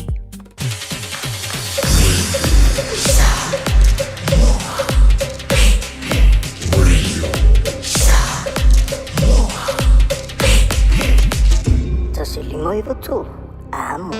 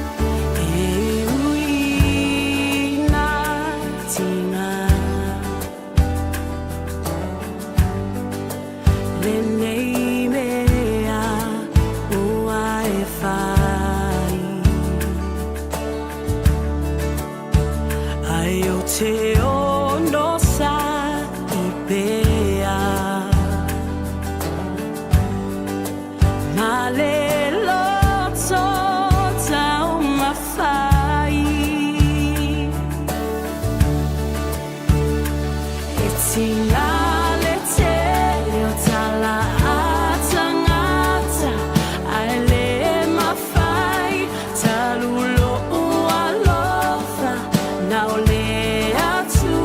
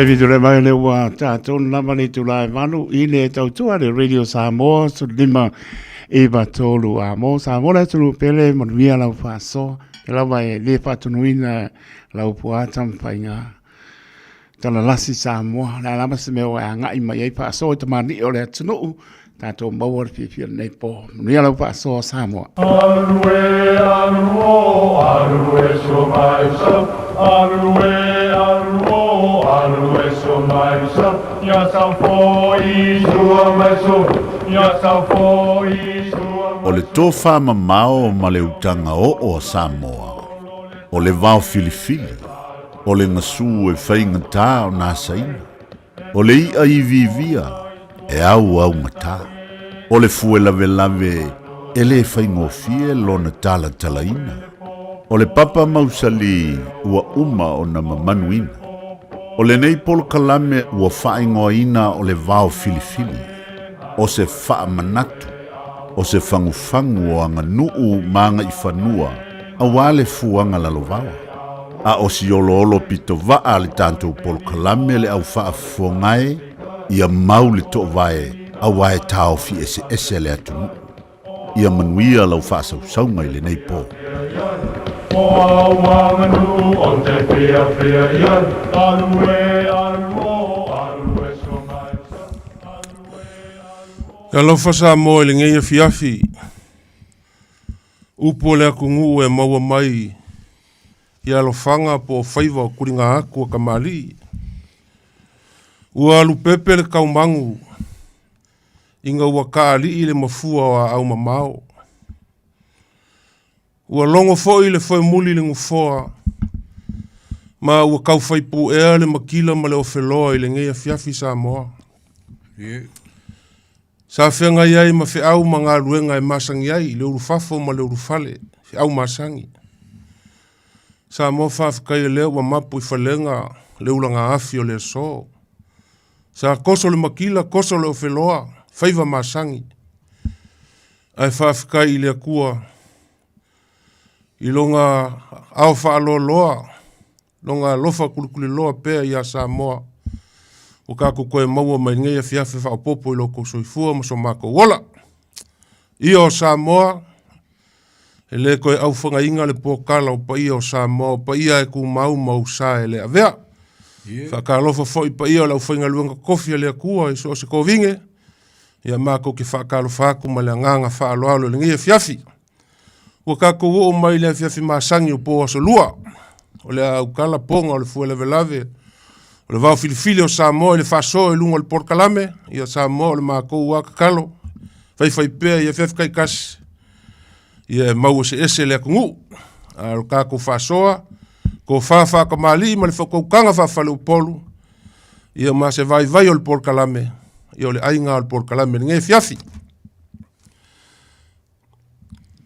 Nge fiafi ia whakalofaku I lau ko whalof po. Ma fuka mai au skalia. Ko foi o vai kuku. Ia, ka ngange foi lau fionga I le kaulangi. No fionga kofa.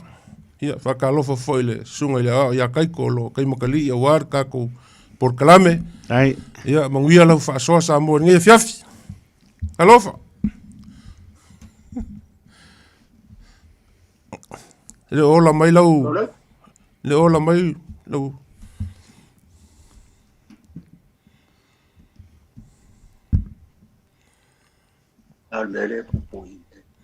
Sao no mai le po.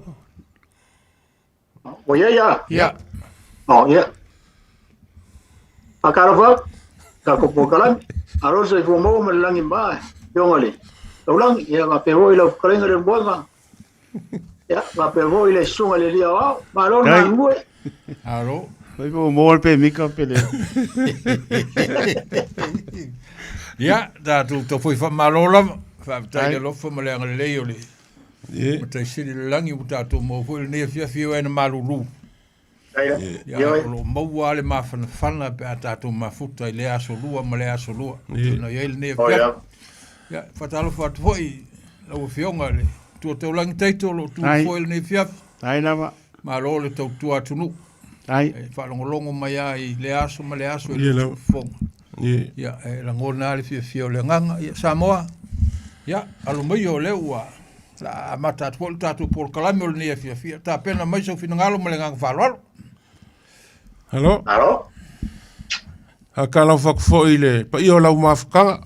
O le kua singa i melponge, le ai fo whafonga mai o le sa kukuangia ni ngai aso akoa. Ia, la vai whafonga mai ngai ko inga mo ngai lo makua. Ai mai se le fionga suafa i ale malu male. Malu i akusa vailu ngā ko ki whai me whakase i melponge. Ai engi walaulia. Ia e mawhai anga mako malanga aku i melponge ka ko ke whakasi ngape akusa i melfinga ngalo le malu ma lau ko wha. Mori mai a hoi whamaloa ngai ki ngāma, ngai ka mama ko hoi kako po kalame. Ila ngai whenka o apoi o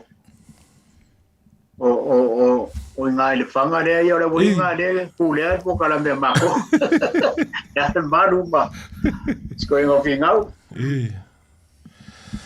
Kako le i o kako po kalame lo whipo ma kofa. Ia. Ia singa vai liu leo kako upu fa fiki foi e masangi o nga mau i saungoanga ma whikalainga i kaimi o whalevelave pe a wha kaua fia whalevelave o le kungu. E masangi o nga whalongo inga foi pe a whikalai se kula whale pe saungo foi se kamari. E masangi o nga whapea foi lele ia whamalurua kuru ngai kua le ainga. Se wa pau al foa ia le kua le ngai aso. Pau al foa ia le kua le ngai aso. Ia waka ngofa ma ka whaango longa ma ka vai. Se pe o kong wha sao le upu lea. O le kua e leise ngā ka ango longa lofa. E lofa fua. E kong wha sao la so finga ngalo lo fiona.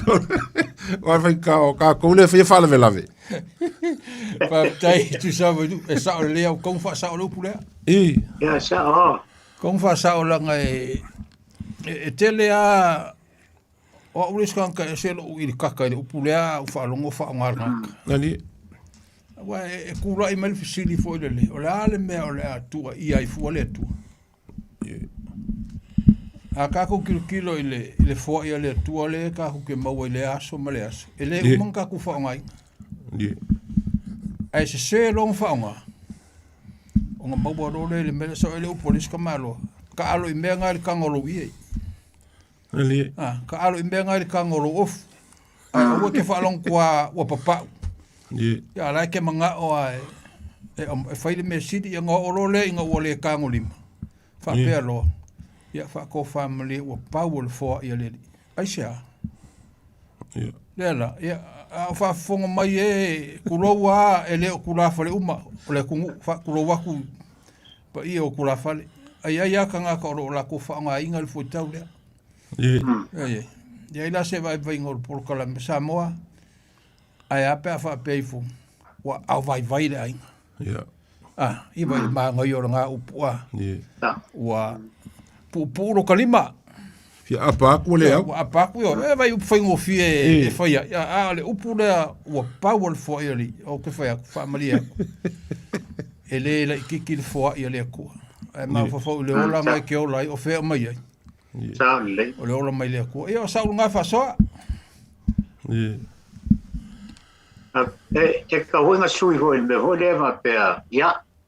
Ngai kuolo. So paolo so fa man walunga. A ko ke fiu e fa so e fo ai le ko e uma.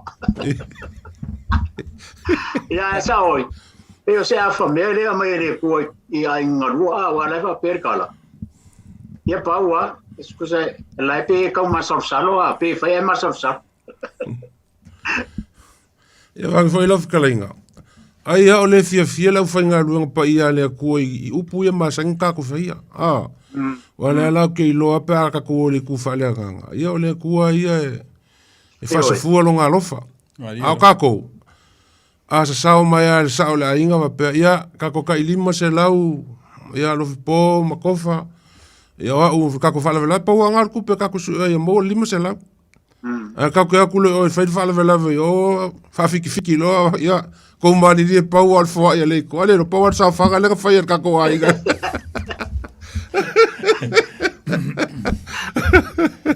E pa o se me o ma ko mo. Awa se lengi ngā kaua, ai wal kaua fua. Hoi go fia, pau maari lia ua lima vai. Ia upo la kungu e sufi ai. Ia sa lei ha. Ua momoi vai ai ala li makiva. Ua pupu lima o ngei a inga o fia apa aku o le awak. O pau a le foa ia. Pau a le mea o iai le. Kau mo whainga le ngei o le ainga. Ia e mako ke wha malulu aku. Ia o ngi koe whalongo inga le mea sa mo whamole o whamole aku por kalame. Pau o le foa i o le akua. Anga le alofa le akua o levan kako le ai. Le akua o le alofa fua, e alofa muki vale. Pe kele lei pe kele anga. E alofa. Lofa le akua. Anga ngei ngau whamakala ia kofa lofa po. Ia. O makamaka aku i le liki kiki le anga whai mai vai lele anga ngei. Saka alo ai a kengi lei a vai ma si mako au le lau salako. O mankuanga le or kalar kui fiki foi le nga whai kengi vai lele o kinga pou. Naisa. Le nga whai e la se me manga i o longu i vai lele. Ia ngā ki lusi la fia le kali a ari kengi. Au la ngonga ngā o le mako ngu o ngei le ka alunga le wa akau lo le i ole vai. Ia ele sin kamai au ngau fo ngei sempingi a kui liki a ka ko ngei. Ia o va ko ngei uma ko mangeso e finga la sala ko ngei o. Au o vaile. Ia o ko ki fast food ka sanga ka ko faile au ki se o mako kenga le mako ngu. Le o ka so a malo i maku lu i fanga liko malo i le. Ia moria ku lo faanga i le au ki ka ko ngu ka mo la ngi sami ngau fa ka di mai lunga. Ia fa pe foi kenga la sala ko ia mo se au ki singo so ka mai sa vai. Mai ki ol posiulai. Ia ku di pe iluma se ai wale. Ka ko fa mo. Ia ko kalong o lalo asa i lei malo. Ia ko fa mo. Ngai fia fisa mo o le la ka ko kalango ka ko por kalame. Me le ia le la foa ku ile fionga de kaulangi. Ia inga i upo le ka ko fa so ai ma kalango ngai fia ia mangisi foi upo le a Kaum foi qual por kalame ia ka ko ke kalangoa ma fa so ngi fia ia me le la fionga kaulangi ia kuie la fionga walo ka ko ka por ngi fia ia alo ma lo fa tai lo ftelinga lo mbonga le lo te mateli lo tatu fa mo le ne fia ia fa fo mai sa mo ina yupu ia lua sa o ta sai lili ai le nei aso le wa mai faita tau te tala no iai pe le upule o le faaolo apoina faaolo apoina yo faaolo apoina o le upu fa pe o aso ia fa to le foi foto a maua me o muenga nei na ua iai tamo ainga ua o mai le vaenga na matololo na alua o moenga fo ia sa ili ai ni o la tu faltua. Ia o aso ia o le mele sa fa o ngai inisio tamari ta o le tunu sa ia so ia. E fa peltala a mana o le toi ina se tamari ta o se nu o matua alum se fu. E sa fa fine o se si tamari o se si nu e fai mo na faltua. Ona wina lo leo ana tula fale to lua e e fatala noa le tamaita ilea. E ona oro le fatala noa le tamaita ilea ua whamatala i ai lo lona ali ima. Ia ona tari mai lo le tamaita ia whawhitai mo le lua sabadi o le ua matou atu. Ua matua tele lo lua ali.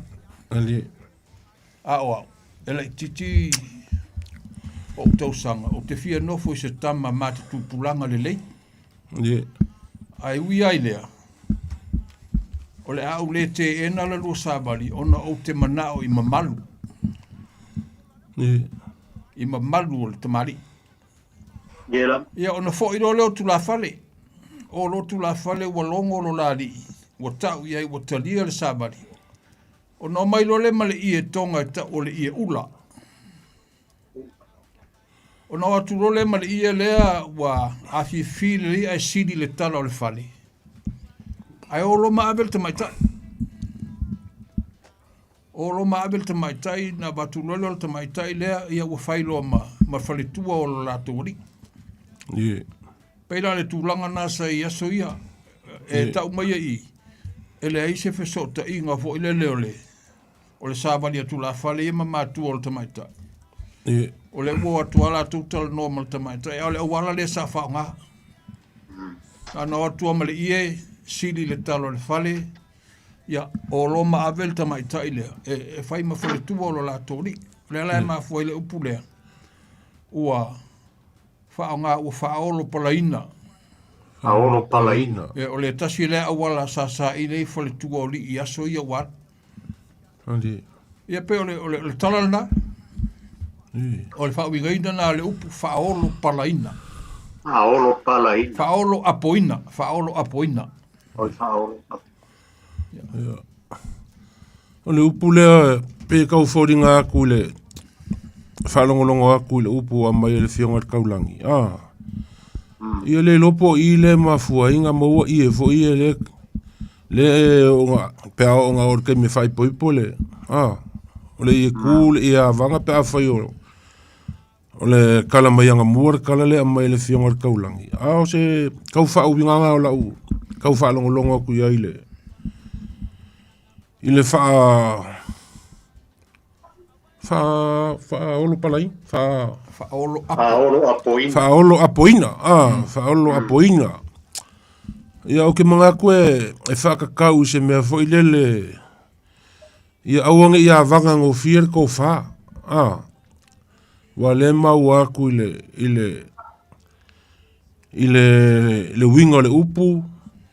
Ia e maise o le mea nga mafuai.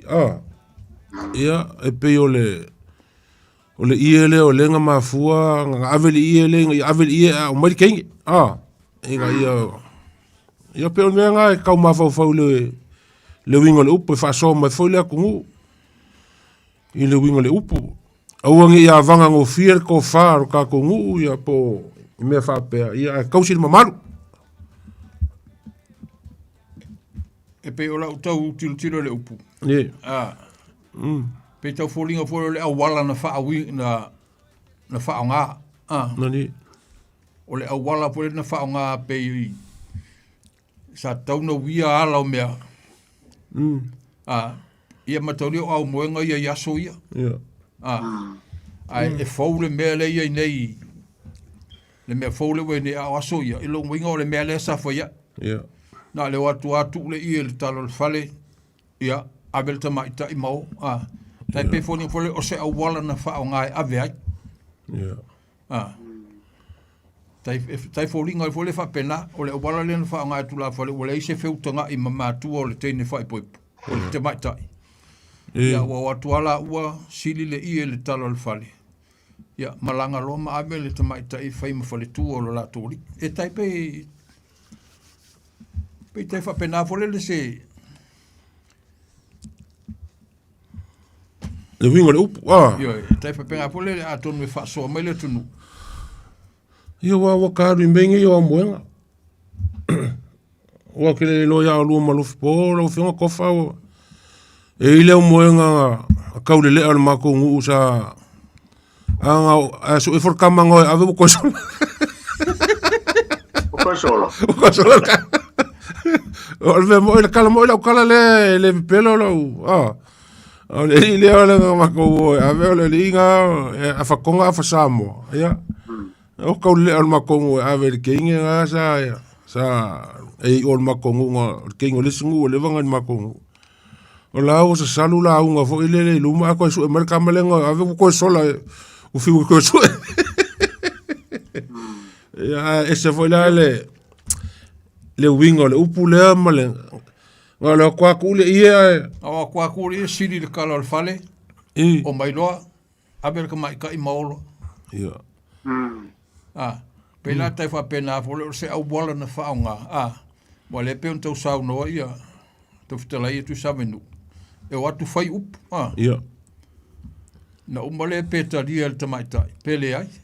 Ia le mele na whaongai le wadi ia. Na no atua male ie. Sili le tala le fale ayo. Ai whakau whaalongo fwoi le ie. O le ie ula. Ie ula. Ie ula. I. Ie ula. Ese ale ia vanga i a. Ese ale ia vanga. Ese ale ia ku. Ia. O le ale si upu. Ia, o le si upu. O le alunga loa. Alunga loa. Alunga loa. Whapel tala o le upulena mau le ta seunga salvao. O ngā uto sa taua ma sau e tele tia seu salvao lo iai o ina whaile la tau vanga mamoso. Ua mawala fui lupe le tama o na alu lole i taile ai. Ia e tau nua tulu tama wa fiafi. A o lai iai le malanga i le fioanga o le malanga i la tu ia moa. Ia o sa iri le tama se me mapu iai. Ia vai e tulu tama e tasi ale fale le e sisilo na pola. Ia o na alu lole iai. Ia la tu e tuli fafo e tangata o le malanga. Au te fala vela veo leo le a tō fafa le malanga e alu e se mea e te. Ia o na alifole o le tama e lisi tu o le talo le fale. Ia e fai atu le lo matua. A fio mai nei. Fio mai i. A mai i au lupe. A fio mai i. Ia o na watu leo lupe o le tama tu i le me le lo matua. Ia e alu le tama ua momoe le malanga. Ia saulo le tama ho le keminga o lai kūrua kamaka. Ma tau lia la le pola le sisi. Ia. Saulo sa le vau o nofu mai nā malana ato seu. Mali. Ia seu lo e sa le vau anga nga uma o tangata nei. Ai le seu o le lo matua lea. Mali. Ia ua malama le tai au ua fiu le nuu o le whaatale nuu o tāpena o le malu tai au fo i o le malanga ua fiu. Ia ma le sau o le teine e asi e whafangu lunga. Ma le whafangu tua le aima sesi ola ua. Ia le teimina o la ua seu o mai sa le vau nganga o tangata. Nā la na mawero le upu la peo ua alunga loa le malanga. Nei sa tau. Nā la e mafua le upu le o le alunga loa. Alunga loa. Pei e whapela se malatu le i le winga o le upu le o le alunga loa. Ia atonu koe whaasoa mai sisi. Ia e maua i le winga tō mawhafo le alunga loa. Ai se alunga o mi. E loko le upu ngā le mo o swafare o sa kau. Pere. Ngā. Le alunga. O le mele o ta wai maa i sa taua. Alunga loa. Alunga loa. Oi, ai le upu leo, ia wa ese le alunga loa, ese le alulunga loa. O le alulunga loa, e whakakau i, mo le ali umi. O le alulunga loa, e ave i le, i se ali umi, fo i le ko lima, le ko ongon kaka alulunga le ali kas. O le ali upu kas. E ave le ali, fo i le kasera kaka ka oko ai, le masangi anga, whaongai ko inga, le ali upu kasi ngai ave iei le minga le upunga o le alulunga loa. Ia po le alunga loa. Le saungo iei le fionga le kaulangi. Ia o le ali e alulunga ai kangaka e kokele. Ia le lopo inga le nga mafua ai wa pawha inga malamangar kai au alulunga umba kangaka iei iwa. Bo maari liu umai. Ave umba nganga. Ia, yo pesa. O alulunga loa. Ole seunga sale vao ma moso. Va peo ngā uka i ngā e kele i kia seu sale vao iai. Ia, o ngā la sa whaile la ka seunga ngā mamoso ngā aduelo i kai. Ia, wa aila le koe ngā alunga le peo na tawhitala ia tu sawa inu. E whaile mo le ofe. Ia. E alunga fo le ofe le mele a e peko o lima kaka o koi. Tawa i eo tala i titi le runga lea. O upa le tunu. Mali alulunga loa. Iwa ngā ko kisila fia o ka kouku ai ele ko fase alunga pe o la mo le famalupe a alunga le ali po a ko ma le so a ko e. Ngā su e le ali ko inga ia ka oko ai ma. Ale kasi le pola sisi. Kasi le pola sisi.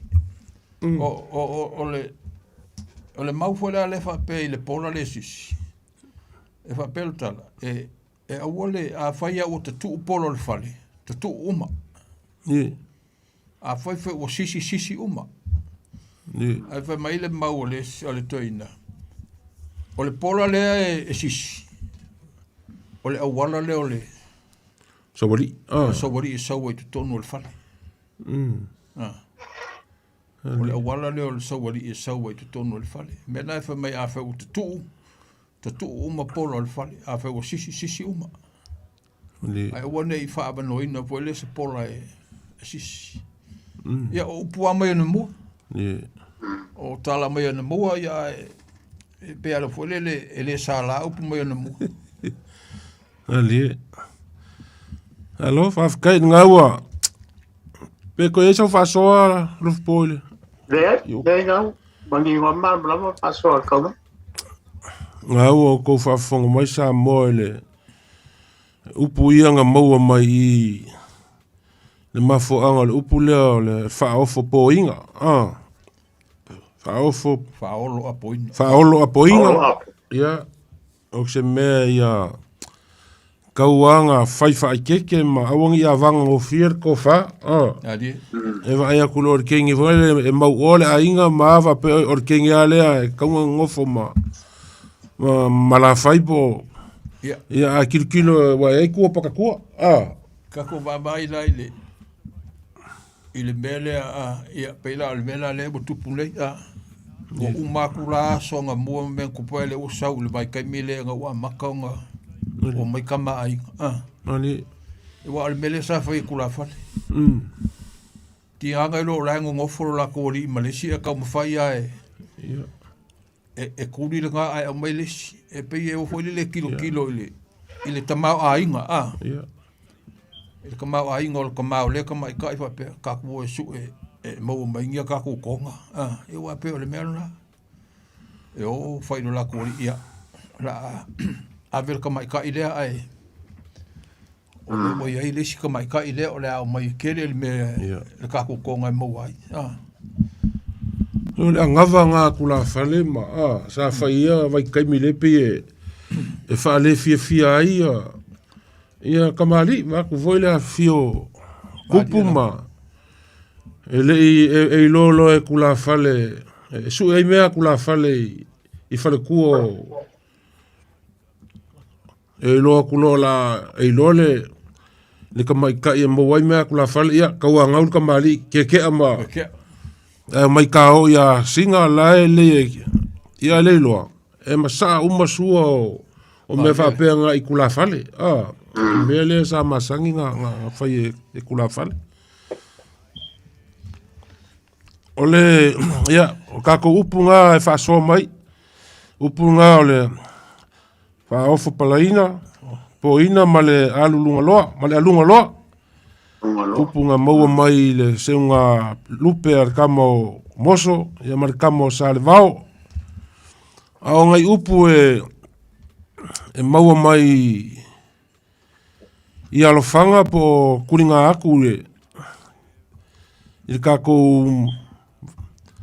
fa solo mai il kako por kalame va solo en kako kalangoa i kuringa aku kaukai ia leo kako kalangoa i upu e maua mai mangu ia po mangusinga e mangusinga le soa upu e masangi nga fa nga e saunga ma fekalainga e mangusinga le soa upu longa lua sau fia lele le mangu nga yuku fiu ia ma le upu longa kolu seu le mangu e kanga i le ngalu ia ma diskako upu a e whakakau i mangu o le mangu ar kui mangua Ia pe o ngai upu ngā lo poma. Keu wai upu ia ngā sa ngo ia le fionga le kaulangi e kako kalkalango wa foi faso mai le kungu. Ia upu lea e mangusinga le soa. Ia wa mau ese foi le kungu ile whawinga ingo le upu le mangusinga le soa. Po. Sang foi kako faso ai. E le wingo le upu ile va le ele fa usa lies kura fale no seri yeah e la kiro le mangusinga le soa mangusinga le soa e asa un lo se ali po se au ya e mangusinga le soa sa un wanga so ka sinta nga wenga po yeah so e fa fe ngai e volele ka o se upu volele ka ke fai asa un lo se kamali ma ali fai kau falo ko e le ko pusa e a ver un fa kau vai e kai fai kau vai e wa me wen ma sangir ka ko mo ka mali la ya e la a sa vorola se foi au ke o karia ku te pa penga fota ma ka sa ka e bang singale so ai sa wanga i sunga pa pe mai e lo deo e fai mo fo kau morio ai nga ia ma ni por malu Mori ko le ngang fa kai wa pe fa nga va penga. Ale upu ai pe vole le ele kukusa. Ele kukusa ma oi. Yeah. Fa nga le. Yeah. Aso mo vole tulo. Yeah. Alo, tai. E la o ma o tonu wa e lo fi po le fa nga ino le upu. Ai la tiro le upu. Manusina lo o le mangule a lele eru ese anga oia mali mali lele a foi nga oia le so soa le so sa yo lele mawulunga ia e ferro ia foi lele e ka solo ai le so soa foi lele a tu mai la ile tatu le nganu le peona fetalai foi lo fipo ia le o mo tonu wale ano a sa ngo lo se komali ya upu ya kula fale fa ya mangsinga le soale sa ngwanga lo fiong pe fa pena po lo pe la fa kuskuso po le e ma wo lunga le le tu lango le tamari ya kula fale ya pe e vai po le tu la fale lo tamari ima yo na li ima na fai lo leo tu inga la fonga le langa i fo le con o kamai la ko ke ua ia la ko ki si ia i lunga o la ko kamari i me fai e tu la fale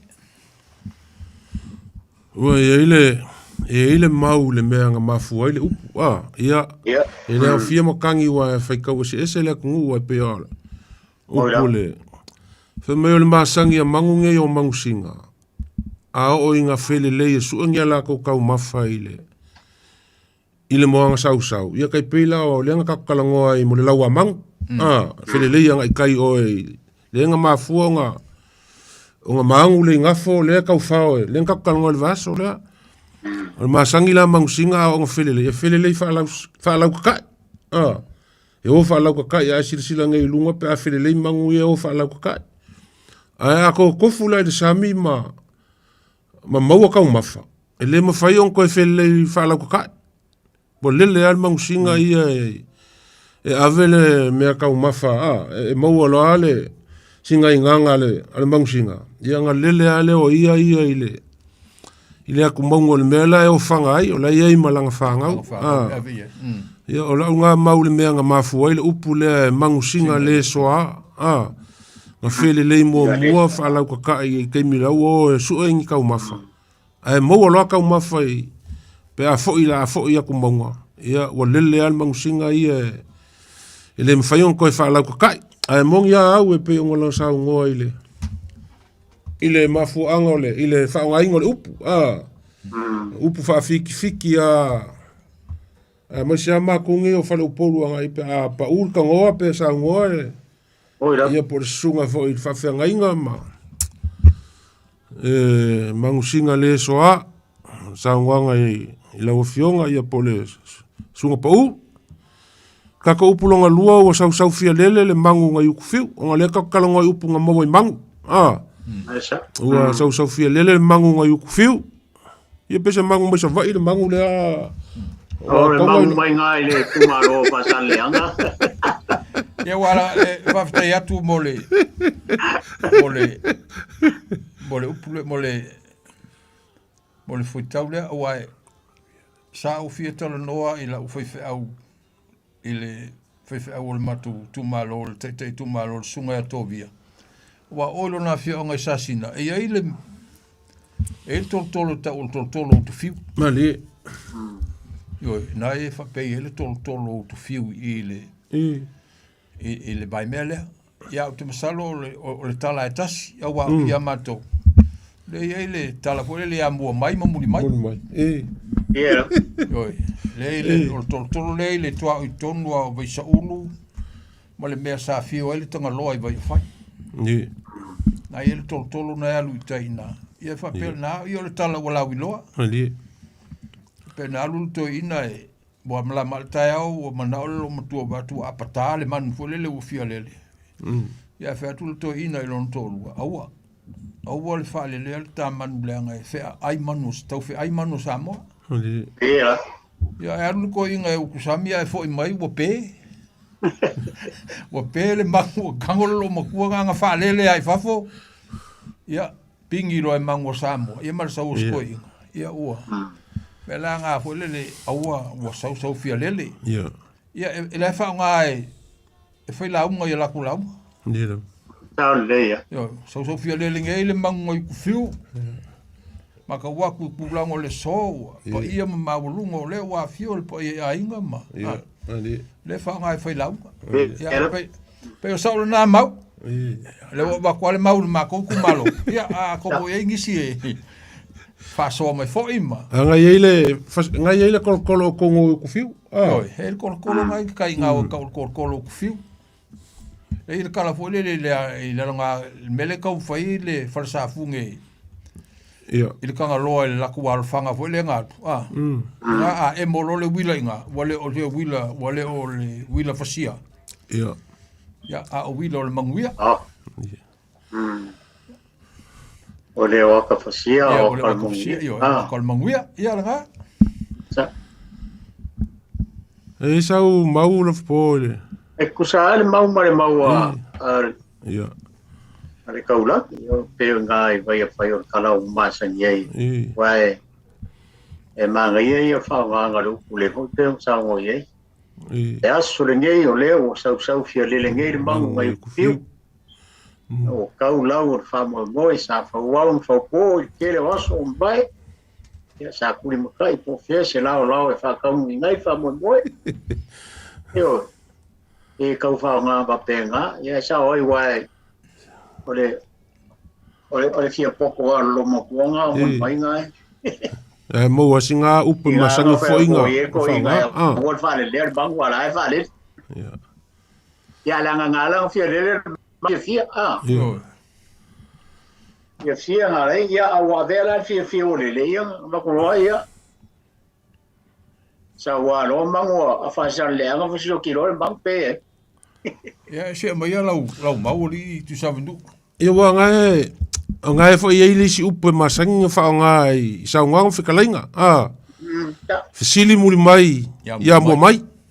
Kasi nga upu ese ma ngai ole, nga upu e whaalongo inga pea, ia, o isia ka ngaka fo ie, ele o kele a musu kua nga whaalongo kua o sela unga whapea, ia, mea le mo fia poko, kau anga fisili mo, ia mo mai, kau anga fisili muri mai ia mo mai, e kau le lango, a kasi nga upu e mau mai e inga ile, ia sao a kasi nga mau, a ele isi mau ile upu lea, wa pe anga avaku e mau ese lea kungu, aliela, o le kolo fo ku fiu e fa pe oi fa sa funge fa I kule e le kolo ku fiu fa mai sa ngo fo ko ingo kanga loa I lungo le o kolo ya ma kuala sa mo ya so ya fa mai ko fuale le kamali ia malanga mangu e fa fanga fao ia pe o le ngongo senga le kui mangua o le mangu le maria kofu ale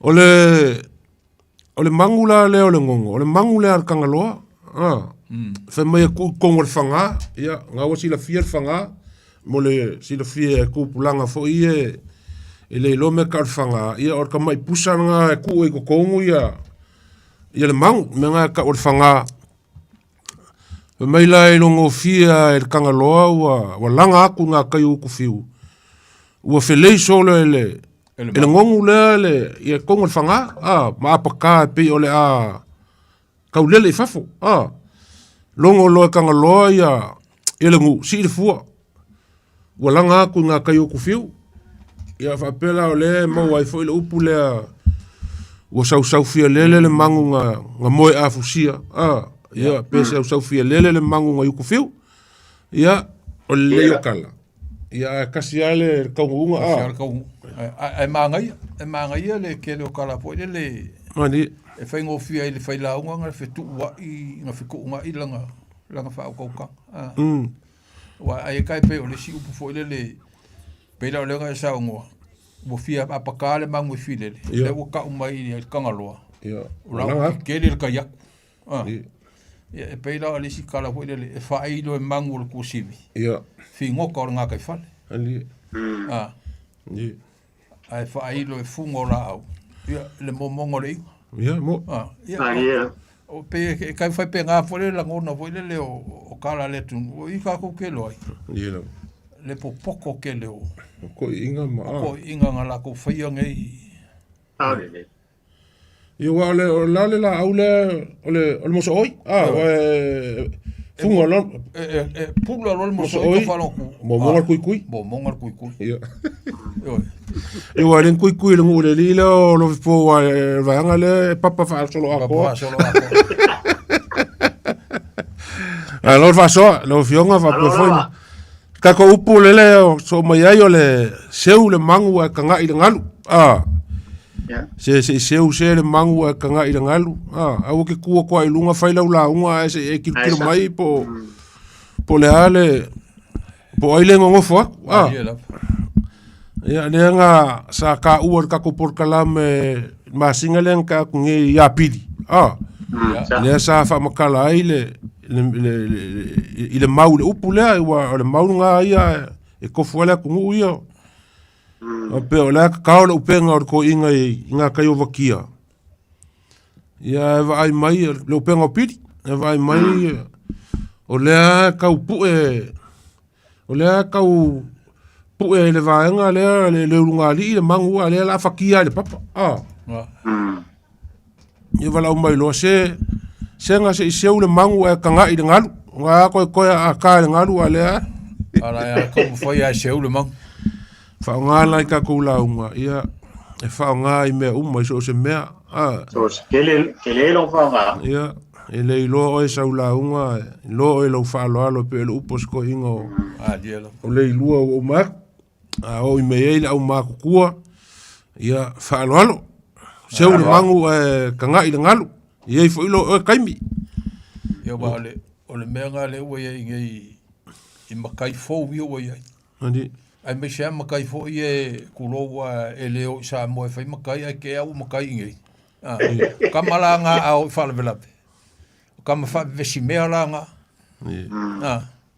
kamalanga fa vesimea fo le kua ia ilunga ia ele se vai ka unga vai mo mua po ai lai i sa fo inga ia unga ia ele kua ilunga alulo ia nga kai ia ko inga foi mero ia la unga we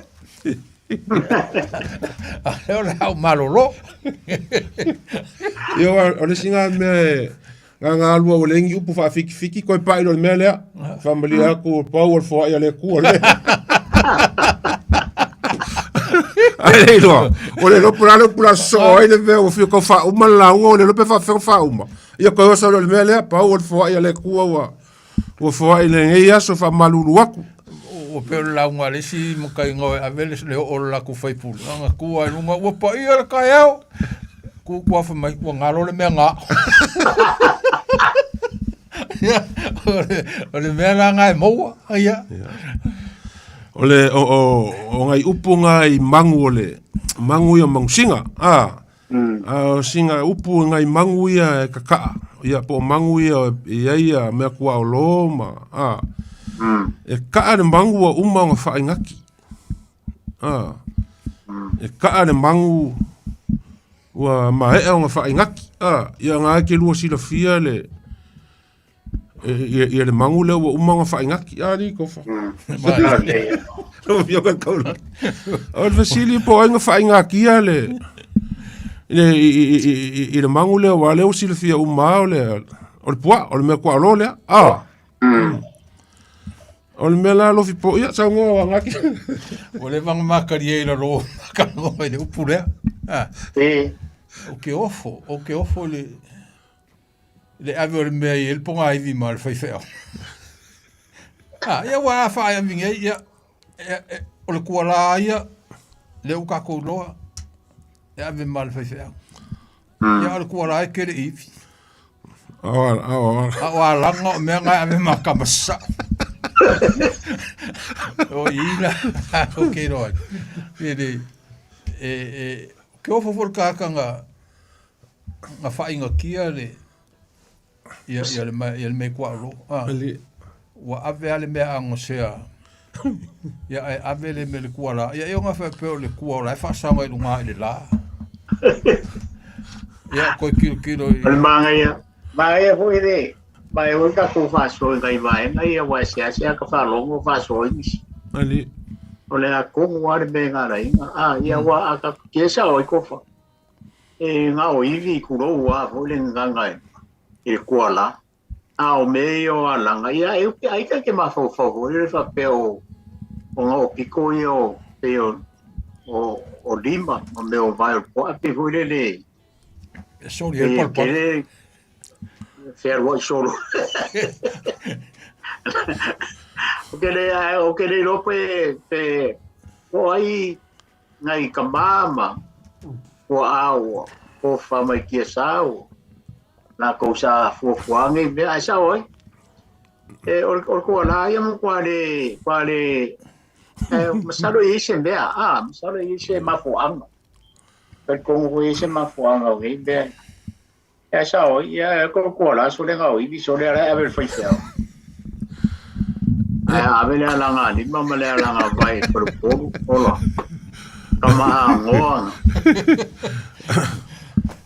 Iwa mongi e lua rafu kalenga rafu poma sa ngoa ngaile a kama fau ai pea or kaimi e whaasoa ai se mang whaka i ko kongo se ia ko ai ale pea whai ele kausami le whai whiau ia pea whapea e leke le se pua le whaasoa i kongo se whongo ia ka kilo a kunga ia o alanga vai umama sa sui ma me au ngase umale le avianga i kulafale ia ka wakunga ia o le kuala ia nga sa o sa ngwa ia nga kalololo ia a oivi ia fa pe foi male ia wa o le ulua ia o le mango o le avo kaulele ia fa solo mai le muli ulu ia fa pe o kamai kai o le makungu fa pe nga kamai kai i muli ulu ia sau ai lo i le kuala ia o le kuala la fa pe o kamali ipo ia fa solo ku ai ia langa va kul fa fonga nga sa mo nga ku ia o mea nga o mea kula fa le ma al mea nga ke ngofa ma fa fa pe po ai ka ngofa ma fonga le ma no fa ku langa le fa nga le mang fa ka ma wa ka usami uma e kula fa le ia mele le ole ma mea nga se au ave ia so ia gang kaku kalangoa ia o mea upo le kungu umong ka oko i panga ia upo le kungu wa ei fo ia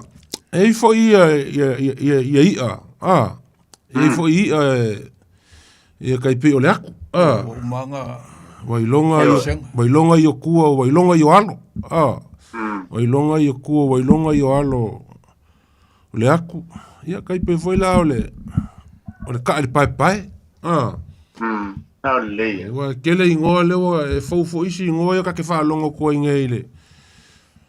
O le fa ilo ao. Ia wa ka ke fa longo e fo. O le mo pi lima. O le mo pi lima. Ka e pai. Se le popo ko. Mo pi lima. Fa ilo ao. Ia wa sa o le moa ia ka e pai. Nga le inga fa ingoa ia o foi langa. E fa pi lima le leia. Ia vai o le moa se e vaku fa fonga nga sa mo fa ka fa vela. Ia a fa ilo ao la. Ia o kamanga e ka ke ilo ao. O isi a mo e vivingi disfuru lua.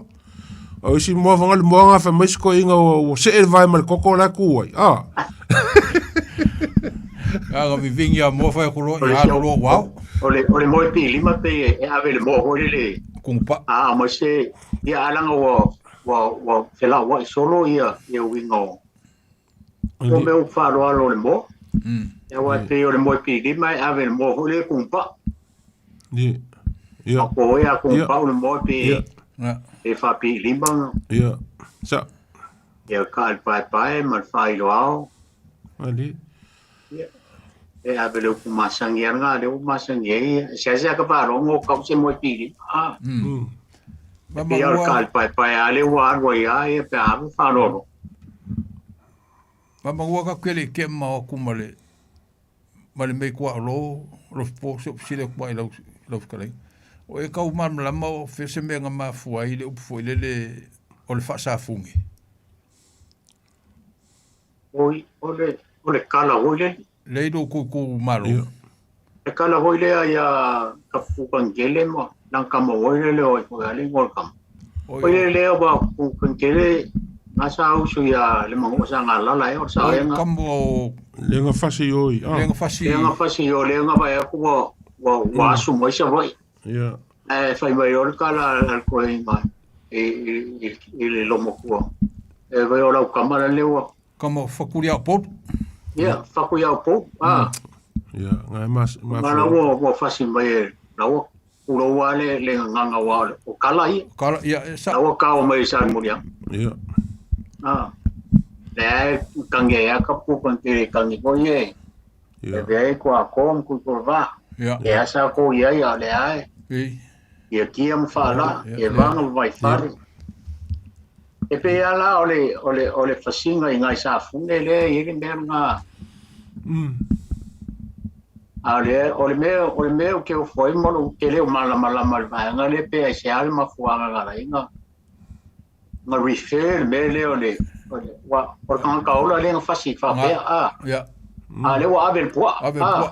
I refer. E yo ko le so kan ole me a kongwe. Ali. E wa me nga o me sa e fa sa fungi. E o fa sa fungi fa pengal fa single kamale sa fa i o le ma. Ulo wale nga.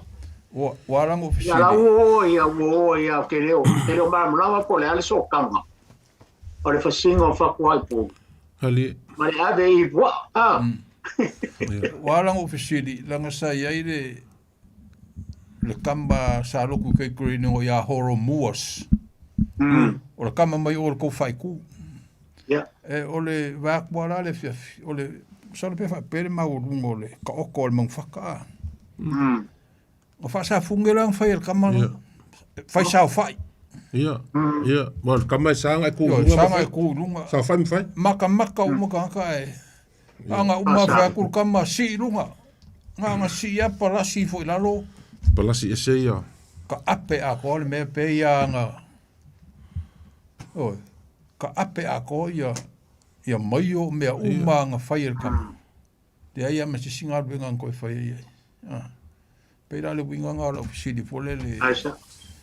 Or kala nga ka faro, or kala nga mafua. Ya kongo foi fa so mai se si e. A kongo foi fa so mai ia. Sa no lua ke le lua. O ma ngo fai fa le pua fa pe va ku ia. Ja. Wa kamale le mfanga ku lunga ke ngo fai luma o le mele luma. Sa fa. Ngo fai lo ma fai wa fa mai o nga. Fa sa funge ia. Ia man ko la so a lule, be so a ko a lule. Le ko inga le fongo pos fa la vela ve sa wa malang fasi mai o le lo e e umale vai aso ai le ainga wa sungo le ngao fai il fala yes ia fai ko male kuka il fasi mai ole ar ko inga ngal pasi mai o ar kamala ngao ke io ya ko sa el fasa funge nga wa ko kelo kupulanga makaulele ar ke minge ka ilo ko mo sa mo ngi me ole an fa pe ma ko inga ku fasa funge po ia ele singa me wa o kai minga o kaulele e fe lua ia kaulele e malanga ia ese kaule fa kaula mo me fa pe ya manga ko lewa o kai me kong kako kaler kako fa so ya kai ko la ka kaler kako fa so e dia ku ngu ala ari fa so mai la ku ngu kako por kalame ya depois queremos kako kai Ang tata laina sa mo re tolo pele tolo pitu ta si lima iwa tolo numera tolo pitu ta si lima iwa tolo numera e o lo tani antu ia tamani o lo tani matani por tanto por clame o le va pili ana um tala tanto laina malanga fa lo e le fa so nga uva ia ku ai o muri mai kako por kalame le va son ke aku ngai ia ele upula o maki ele la umea ia pe se kasi au kamali ile masangiang ko mingi mai kako por kalame ia fa kai le kufa mai male pe ia va ko kako por kalame ia mau se ese ar kau le mai le mau so kai mai le ile Facebook pe text mo pe fa so mai fo ilanga o isi ke le ngo vai ku fa mai pola e fi fa so mai le Samoa fa pe mai ai o le maki o le la umea ave ia leo va ku ia kako vala au ia kalofa ia va kalofa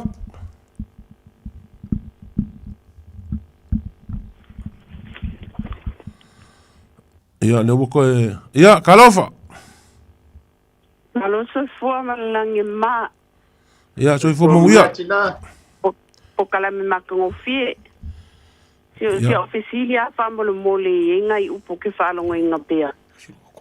E fa pea e tu manu ai le tu longo longo. E tu manu ai le tu longo longo. Ia. E male si foi upo fa pea. O manu le tua sivi e fa ngota itai e lua. O manu le tua sivi fa ngota itai e lua se fa mo mole au ke fia mana malama. Tu manu longo ole. Ia makole foi fa ftai mo le fa sili tinale mana ia le alila le omingo le fa sili ia malama. Ale pe wal ia fa so pe wal. O le tu manu le tu longo e matole foi a fai wa a felo to fio anga konseti. Ali. E la ku le mango le ko seki o le banga o le longo o. Ali. Ali. E la ku ko ngaka le alu e mango. Ia. O le bang ka ngu le longo o le ko ngu ko seki. Pe fa penale. Le wingo le e tu man. Ale tu longo. Ia. Ia. Kalofa. Kalofa. Ia, fakalofak. Ia. Ano sa iwa? Iwa munguia. Ano la fari. Iwa la kalenga fko. Pule. Ai vai on malo. Lo fi on kablan. Malo se fo. Kalofa pule. Alo se fo. Iwa munguia. Ai foi faso ngi fief. Ia. Fingal. Ya mo ko yer pua. Ia. Lo que fa lo ngo ku re ko ke kari mai ma fai mai ia bongo de pua. O fa manga yanga al por kolam me fai fia. Ia. O le mako ka ua o ku la o pua ku lo ngi fia. Ali. O le ala foi ngai. Ai vai foi lai mo le mangu fakka ku ia le sai stu ia wai. Ia. Ia sai stu ia ve le fo o male pe ku lo ku la o ka le lo se ku la. Ia o ngi langa ke le mangu faka. Ia ngai lo le nga lai ke lo yo ma ku ke le o ku la. Ma o ku la foi mangu ku la ye no la ku nga o pu ai ku ku. Yo nga la ku nga se vai nga. O me la ngai ka u ke le ku la e linga ave ka mari. Ia ke le mai lo. De o kuala ia o le mea fongo ka mari ia ka ilo ia isunga fa fe nga ia wai ia bang ko e ka ho barkala le o le vanga ia ka mari i Samoa o kuala ia o le mea fongo ka mari e ma kai o ma ko ue e ngo ia ka mea fongo nga si le fie vai o malo Wai, o fa se la ro mo o su malo mai fa se la nga si le fie vai malo le kai o mea fongo nga mafua o nga o kau mea fongo e kau ile mea fongo sa maila nga mafua ile makai nga o kau mea fongo o kau mo fongo la o ka wengi ala sa ai o lengo o kau mea fongo o so le fa ma kau wenga kau ile mea fongo sa maila ai no fie vai o le winga nga o pule o me la nga dinga ka o kire kuala o nga kuala o nga mang faka ke mo kwa kele o kuala ko e ka ua nga o nga lang kuwa nga ko ko ke vai a ke u bua ku lo le mang faka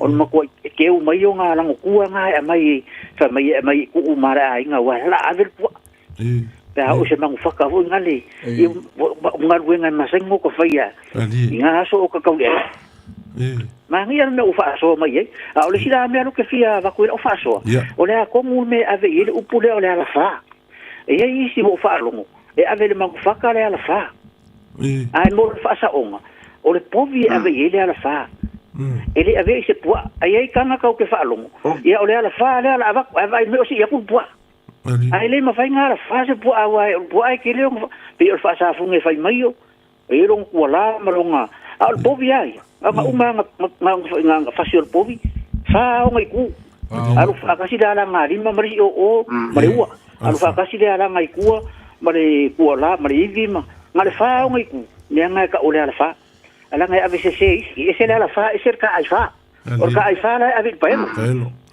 ole ala fa ave le pov ave le bang palang ya al mang fa kai ave ele le le mang fa kai o po ai ave fa ya la o ku upu le ole seu le mangu aka ngai le ngaru ma ngai fa so o fa so ala ngai seu vo ia seu si le le ma fai venga e ku kwa fo lo ka mai ka mai kiki e la unga ala ku mai ko inga usinga e ka fo inga pe ole kala e fai le kolo fo yo se ngor ka ulangi e fisilia mo mai ya mo mai e ole lupe le fa pe ole mangusinga le so ngai ke le fa so mo le mala malam mo le ku male ku pulanga la lo va o fa nganga o nganga o le mangusinga le so ke fa luinga le singa lo vai alu mangusinga kai o fa kasi a o lo ngai pa kasi mai e sau ku kasi ar mangu er ngala mo o le upo le mangusinga le so wala ngol o le sia fa longo e fa mai o le ngongo singa le so o le ka vai foi le si mangu wala ngai pa ka vai pa le ngongo ai foi mangongo ma no ka vai uli e foi ka vai uli falanga ya o le vai o le mangu le nga va kulen ka o le vai pe ese le mangu le nga ya o que pisa kere afkai ya vol faso ya el faso na vieja ya malo la faso ko ko se lo foi kala ku lenga bongi si bala mangu ya vieja se voa ya malo se voa ya va calfa ko blanang fa lo kalof la calfa ya kalofa ayo lo fingalo Right, ole ana isikinga na mailana ole kumangu ele kuya longo ya kumangu ele kulongolongo ole faiva le o ka ko ole ko walanga mandi ndi ole mangu po fe ele ele fa pe ele a pasolako e ya ka mi kuwa ali i ko kilo le mau ko fa le mole ile u pu mai o ngol fai ba lo ka ko ol fai ba le ko fa ka la ol ko na ka la ko mau ali le nga o fe ale malo sur le manguelele e ya le ka me ku A o le uka ma le kofa. E le mpanyonga muka. Moi le. Whaasoa pia. O le vaenga le mo whangu ko ni le ngalo whaleanga. Ia. E le whapese. E ai kako. Ai kisi stila le i le pua. Mandi. Ia. O le mea ngā lenga whai ngor po ala la wha. E wha vaenga e wha lale. E ke poi e pua. Ka kia mai o mawaenga e ma e fule le koko. Kasi le vā kua la ma le mango foi kuro.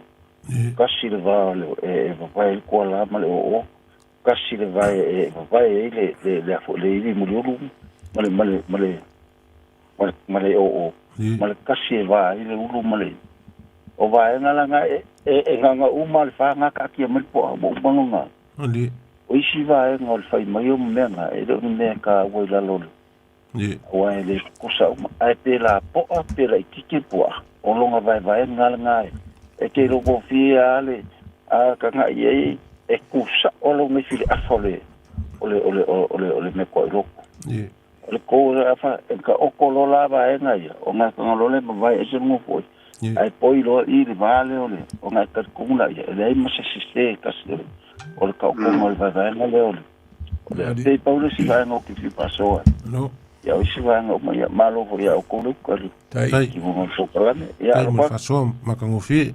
Tai mo faso. Ya, vakalo fa kuma lang fa lo. Halof. O le maua kure kele o upuia langa le whako aki a kure la. Ia si vanga ngala le pua alanga. Ia. Ia lo fingalo. O ke au mga kunga ua umakungi. Ia. E wha rua ngai whiru ngol pua. Ia. Ia, e uia ngai eiva e ngau le uru e avi kaurilea o le iwi muri uru i la waluma. Ia, o ma le kuala e ave le whaifeau. Ia e pe o kulanganga o ke awa i mga kureanga umangi. O le wha ungi. Langa le ngu whaalongolongo ako po le anme wa rife mai e le pua. Ia, o la wakari se vai anga le whaafafonga anga le kungu. I le ukaua nka ngaka yasongi. A o le pua. Ia, ala wakele. O le ala wafa o ngā i le upu nganga whai pe o ngā mai e lo pōre kala. O le ala wafa o ngā i inga i a kofu ai le ngu uko kele. Malilo. Whai le whainga lea o le whaasafungi. Malilo. Inga i a kofu ai ka kou se au makua nga kongi se sala ula whare. Malilo. E o le kulanga ngā i lo ukat kongunga wala i o ngā rife mai le melea i le pua. Malilo. Anga o le pua ai ma whainga whai engi whainga whapea. Malilo. Ia, a ole. E ainga ia upu ia whaamole mole lawa. Si au mai e so ko kau filanga o upu e maua so o mwhaonga so. Ia ai pe i fo ilele o kele o loa po o sa o le whaonga inga. O le upu mua mua. O le umanga ai uru ngalo ka isi. Umanga ai uru ngalo ka isi. O le upu longa lua. O le so o le whau ma le whau. Puia langa pe ngoko whai ako. E maua so o koi kike ale misi o ngoko whaalongo whaonga. Ai po le aso kou ka haufi po le sao ngā upuia. Sao langa. Umanga ai uru ngaro ka isi. O so o le whau ma le whau wai ala a kuse pesiringa. O le alisi mea sa so o ma le whau. E siri a kuai le whau. Pei o le ala le ngā o le ka haufi ma le whau.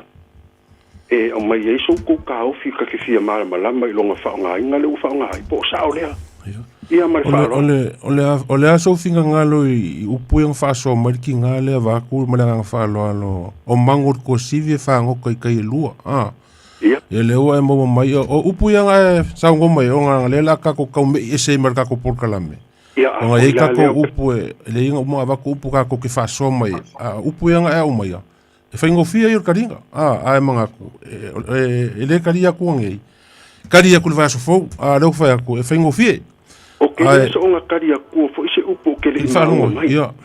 E pe o le nganga nga pe o nga le pua ale mele mo ngai. Ia le nga le va ku se o sa kai kala ngonga le pua. O upuia nga le fa so ko yang ngil por kalam e mang singa le soa a. Fenga mafuai ia malonga faunga inga ia ua sau fia lele le mangu ngai ku fiu. Ia male seu le mangu ka ngai ngalu ia o fa so mai la ski ngale fa so mai upu e lua. O fenga mafuai mai upu le ku mangu ai le ku longo. Malesi upu. O mangu ko sivi fa ngoka ke lua. Ia le lang kau sa ngo ke kadi aku po sikingale ia le wa fe kawi malo lo mo lo le lainga o ke pole upu nga sa ngo mai a lavar ke ngai kadi ko ngai a si fa mo ka ko upu ia lo fa lo ia wale le a fa lo e kadi mai ngo kadi ku foi la ia le upu ia wa e kala ia vai ia fa kai alo fa kai o upu ia le o ise si ka ko fa pole o ia o upu ia le a foi. Ai ulu. Toma maori ali. Oi, karofa. Mapsua. Karofa, mapsua. Fa pe au le i lunga le lenga sko inga le fa so mai ngai ale ngaua. Kau mai le va ku sa mau. Karofa me nga fa lo. Ia, hoi ngai, ko fa lo ngo ku le lo si fonga ku sa mau. Ya pero o ka piu fa lo para que mi mai pa no le pou ali. Ya. Ka mo ka pa no le pou le wala no winga ku le mato. Oi, esa ola i karofa. Si uso ia, mo ia me si ngai, mo lo so fo la le. Ia la tai o ko la va pe hoia. O. Aro si fo. Ya. Ngawa mbo mai upor ka ko fa so o le mea ngā reo ki te o sua ho ngā le fa pese ko sa ngā rua sua e po fa a ke mo mo ku o ngā reo ka mo mo ka per ki vi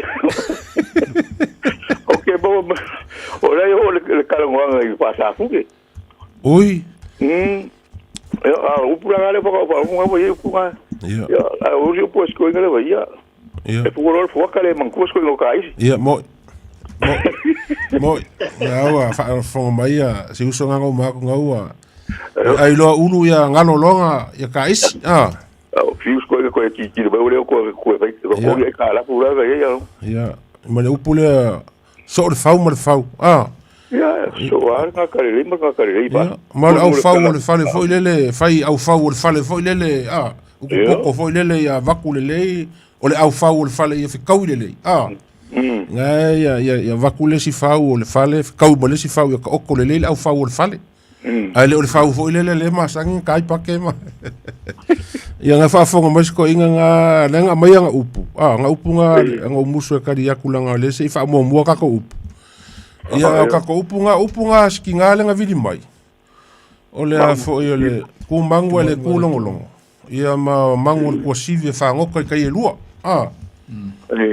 ya o le por para ginga nga mangu si va ko kai lu ga ave i fa le hoi lo le o ma ro pom mangu ko si va ya kai ku unga maku loma ila nga fa ngo kai lu ya la ko ka ma ro per mo ko mali ya o ma a pa la te o le a le mo si pure e mangu singa le soa no ela ba eu mo ma biwe e kai pe foi ngo fia ho ngale pe ya ben ka ia ku la fa le ri po ya mali mo ngana foi ngo fia ya ole a foi le sau fia lele si upu fak seu no mangu ka ngai ngalu e o ale un po nga mo foi seu ngal mari ko e o se pa mali wa seu mo o mo ya o lunga se unha ngo na al mai ko ma ku mo pa pe se wo ko ka u pa u vol ka ko inga ya me ku mo se va ri nga ro ya wo nga ma ri ya pa ko vai be ka ya o me ko ma faka ya e fia ya o ai fa nga ko pa pe ya pa i bi mang ya va pe vola le kapuia lang mandi ya a kapuia lang o na po la mo mo me ba mo ke le mo yo fa ya mandi Ang lisi pero pa pero ngale. Ave wa. Ngale mo kwa. Fai mamangol pua ia. E o fai ngole ole ulu ka le ko ki kia o mai ile muli ulu fakele ngole. Ole la mo wa kule pasa pu me. Ya. Ngama fu je. Oran mereka wa fa kuria porumba ora kili mo kule ngole me. Wa pe wo mai vai o kangalo karu vai ya siri mo vai vai. Ya. Ya karu vai fu ngo wa sia skama fa kuria porumba. Iya. E wa ai pe wa ku kamaro e kama ho ya ku asilo.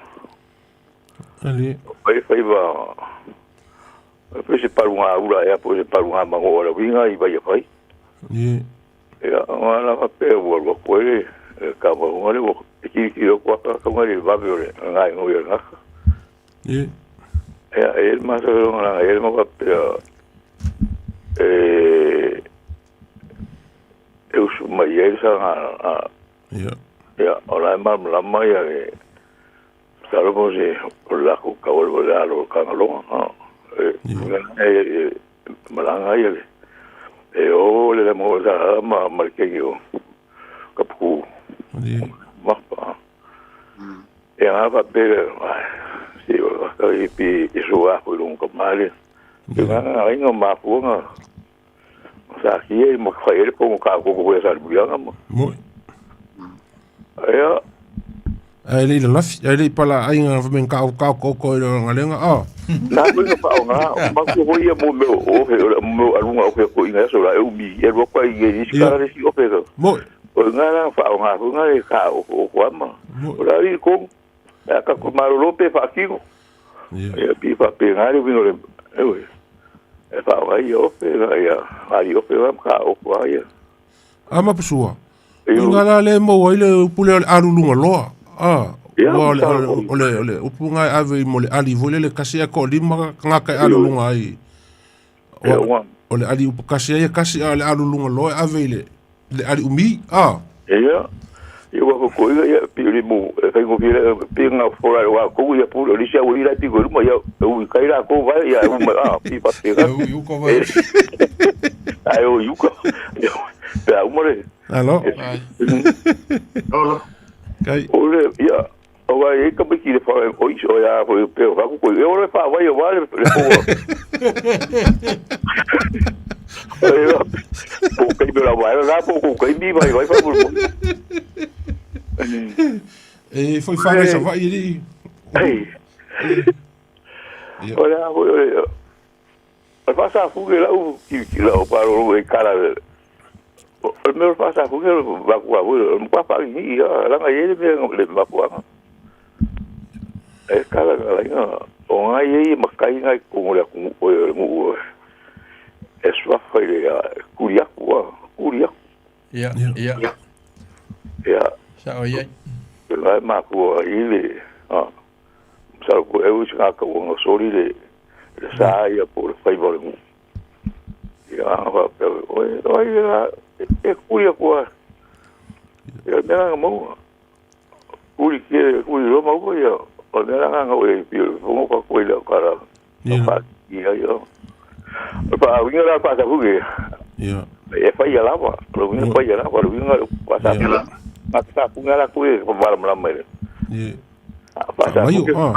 Fa mayo le faingo le po. Ya, pe ko le ko akapuya la nga. O ni mayo. Mo. Fa sa punga ye bunga le o le winga le pa da we.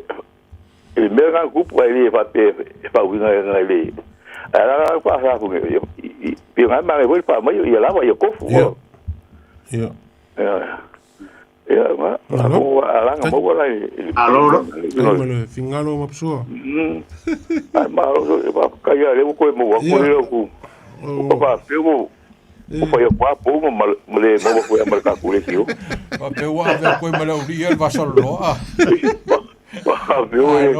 Pues ai me si na mo wa ko la le ya ko la pe ko ya. Ko lo mai. Ya mal ma ko ka la gi balo taito. Lava Ai mama pessoa, lo fato. Allora, lo fingalo. Fa ku sua. Pasoi fo. Ya, pasoi fo ia. Pasoi fo. Ya, a kalfa kuma langang fa lol. Kalofa.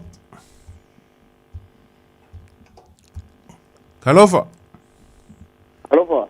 Ya. Alori, te fua. Kalofa. Te fua muia. O te vai vai man. E foi le fio de kaulangi, ya. E foi le nga ya sala ula. Ko vai ko. Alô, tudo bem? Ai. O que loa vai mare malo mane. Ko kalame, o lo ke mi mo le ka ko kalame. Ui. O afe maritale a se bis. Oi. I mate, karofa vai. Ya, karofa malu farfik. Karofa lava. Malo. Makia maro. Afe kai. Ya, me lo finangalo. Ya, o ma ko fa si ba ma mo le lo ngai lo foma. Ya. E pionga kaulange ke nga foi lo karinga vai. Mal malo. Ya, me le fionga ya kofa le mo ke kokorok. Ya, le pionga kaulange ya kofa. Ya. Ya, o le mangulo o mangulo o bango fa kai mo po kalami. Malo fa so fa kamali. Kai. E ke nga foi fa ukanga kala i fa lu polu ko sia mala e fio le ku. Ya. Pa ngai le ia upu i wa mai la u fa longo. Ya. O mo lo ke fa longo ku le upu le o le mangol ko sive fa ngo ke lua. Andi. O le ngo fa lu penga le a ve lo ka ma, o ngo lo ka ma sa ku loma. Ya. Dia. Ya. Mali. O ke lo e pe ole e paua le makai a ve le upu le vai ma sa le au mai ke ngang fo ile. Nga ile me ngo fa longo o fa nga ye le ka ngakale. Le upu le. Ai ave le makai. Ai ave le makai. Ai ole upu le nga le panga ko rua makai o ko fa le mako uai ave ye. Ke kuunga ma. Ke kuunga ma ku roma. Ko fa le o ma ai ma le avasai ke se punga o i lunga i fa punga. Mo. Ya ma ku roma ma ke kuunga ave ye. Mangol ko sive fa ngo ke lua la la i fa le luma kula so o. Mo. Ya, ole winga le winga le upe fa ngo ke lua ke le ngo fa lo ngo fo ilo ko ba. O ngo ku lo ma kai ku nga me fa ngo fa kula fa. Fa ngo fa ari. Andi. La le yo nga ave ile upu le fa ngo ke lua e me fa nga.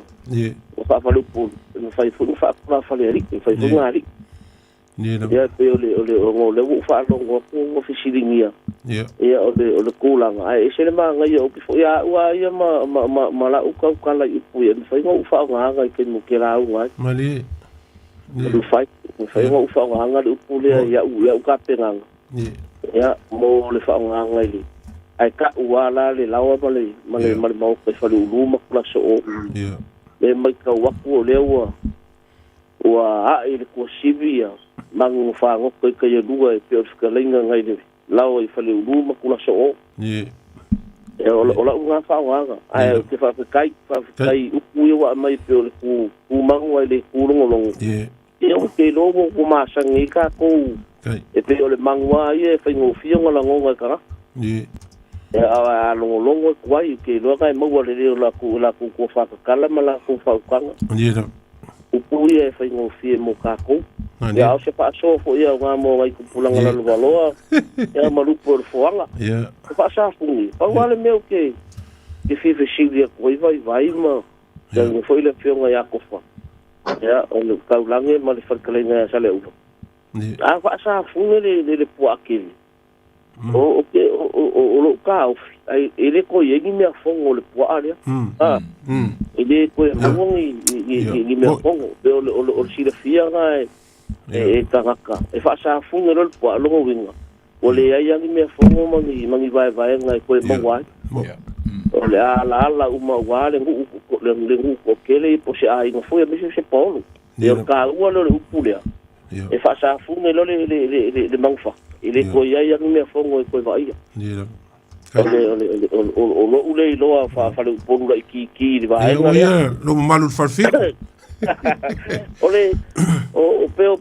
o so ka file ile gole pa pe mai le pulenga mes ka circular fa le ala fa ya ya ai mai se foi o upule fa nga ka ko fa alo ile povi pe o le bangu palang ya wa ya ile o se fa alo le me mo le povi mang palang o le fa nga o le upule o le bangu palang wa ki no ai foi bangu povi sa mo la ko ele o se pukala fea ngai le mo le pe o masangi ya fa nga ka ia o ka ua ya le upule le mangu palang o le ala fa o lo uiloa e pe ma fu mo le upule ka nga ko fa ya le po akeli ele kai a veile e fa kai po o kusale o lo ule mai kau mo lo ule kau mo lo ule lo kau su nga ku ngale o upuya e ma fu mo le kai me fa kai po awan e ka ulol po al mangfak ile no foi nga ame ka sko do se fak manila e fa ka ka ya ver faka o ngala e afu ile upule o le ala fa e ka ulol upule ala fa e lo e le sko mai po al mele ka usa e ma no ngol makwa ki le ale po ale ala mai faka e pe ar kala masangi e ala i foi le faka useli al mali ko le nga fa o i fa sale le e kai fa pe ngan fa nga ole sau fie le mang ngai ku fiu sale au lo ma vai o mar mala ki le upulia e ma ku mai le me voi le kolo le nga kai o iva ke re si la fie ke sale au ma le kai minga malele le kanga loa I kanga ka uma wa ye uia le sami ia o ma se ma ko mi fa ku mo ko le le va le e malele le kanga loa o I lava kanga kai ko uia le ele ia sa ba sanga ma ko mi fa ku mo le va le ia ai mo kanga kai e uia sa ia sa ma sanga ma ko mi le va le ia fa ku mo ko le yo le kala va pe ngo mo e pe wo fiu e u pele ku ngala ma foi u pule le u fiu ai ma foi le ko ngale u fiu u pule ai ngale ngo mo ile malanga singa mo ngo ku ngang e ala I ko ngi senga singa ilanga ap wo pe wo fia le ba u fa wo o mai le wo mai ngala le ma foi ngo mo fai u pule fa me lo masina iku nganga o nge singa I lo ko fia o sau fia le la ma nga wa ku ka le va o ka mai le ava le ko le ku fiu ngala ma foi lu punga wo sau fia le ma la ku fiu no ngai do malo fa so fa ka mali ya lang wo kai bo wo lu kai mi ngar maka kwa ya ko por kalabi le ala kai kele lu fa so I lo kalingan ko sa ula kai gang foi ya uso kalingan lu buena ya male yo el makua kai voi malu traffic tengo ya kofa ai mo kala me ya so kai mo fa so alo mo pelo o vango po ka ko fa so wa nga mo ngumela alo fa ku uso kai voi mo ya fa so ya so ya nga ko lewa umar ka ko kai mi fa ku nga ai o ngai upulenga u ka u fa ya ko ya kai mi sola vo le maki ele la umea fa mai le mau asko ingale si ava ku penga fa umar ka po kalame fa mai o masangi pe o la mala umei va ku fa la ka mu vo le lungo le o I kua au e lo mai lo o le kanga le o masangi lungo le la ka mu o maki ele la ka mo lo ele la umei e ma nga fo finga ngalo o se uso fa so me va so le o maki ele la umea ya pe nga fa ku sambo ya ele suo se lolo se popo se kas o le kele fo o fingoka kele fo o sulu mo wai fingoka nge fiafi ma le fa so fa ka mali ma le fa ko kanga ka kala mai fa fa le polo mo moli aku le fa ka kele le va filfilo Samoa no fangia pe le kua ya ko fama le fa ko kanga ya mau pe mo nga ruanga wal ka ko por kalame ai foi se u por kalame o le ka mali I lo ka fa fonga ya se la ia ya vala mai le fionga I kaulangi male kalenga lo fpo se pe foi le sunga ya kai como so vai fa kai kele mo ka ko fa so Mangu ia kele malolongo ngai fiafi ia ko faso ifua. Ma Koia. Faso ifua ko. Ya, aso koia, o ia malolongo ia.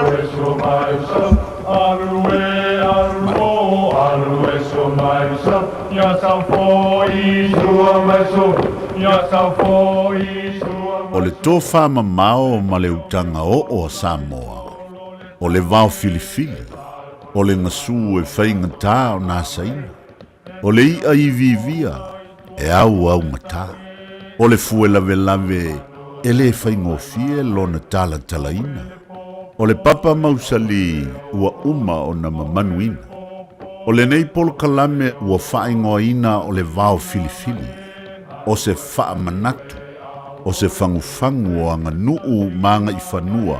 A wale fuanga lalovawa. A o si olo pito vaa le tanto polo kalame le au wha fongai. Ia mau le to vae. A wae tau fi ese le atunu. Ia manuia lau wha sausaunga I le nei po. O wanganu o te pia ian, alue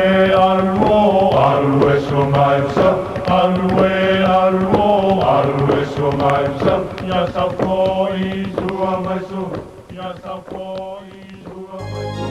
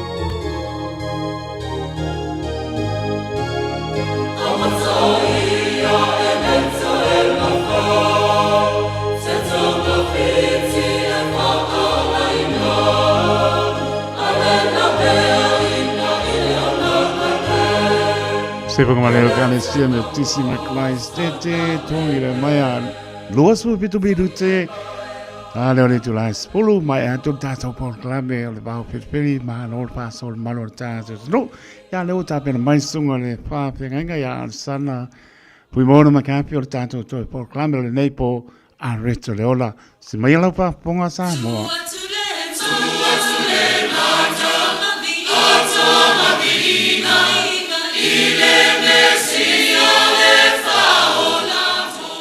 Ia, o te whātalo whātu I le nei fiafi ia ma le mamalu o si o tātu o tunuu. Nā lo lawa le soifua manuia. I le malu o le tau whainga ruenga le atua ma whale tua. Ia I tupu ma tamali.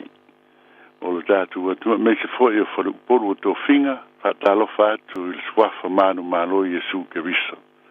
Ia le ngalo na I o tātu mātua I mauta malawa. Ia po o fale foi o tangata mātua o te whatalo whātu ia te uto uma mai se la tō o mauta ngā sangase ia po o whātu o to lia I ngā sangase o le tino I so se no whoanga a talo fat fo ia la to to ese ia ma fare pui ia taua no fuanga uma ele fai fua ai mole fa leia ma le fa ato to ino le soi fua tato teimi tato te se ai ia ai mo ava noa e to a foto ia ile se tai au fo ia ai fa talo fatu o le swafa o Yesu ke riso o mawhai ai o na o wo atu i lo potu, i lo fale, i lo tavale, ia po whelava o lo e maua mai ai, ia vi ia lo tātou o tua. Ia, i le nei fiafi la tātou, longo se upu mai le fionga le tua, ia e tātou te mana tunatu ia i le mātungo fio le li i madona alofa mātalasi mo tātou. I le tusi a Timoteo e lua, a alona mta upu e lua, ai ut fia fai taua fai upu nai le suru lima ma le suru ono.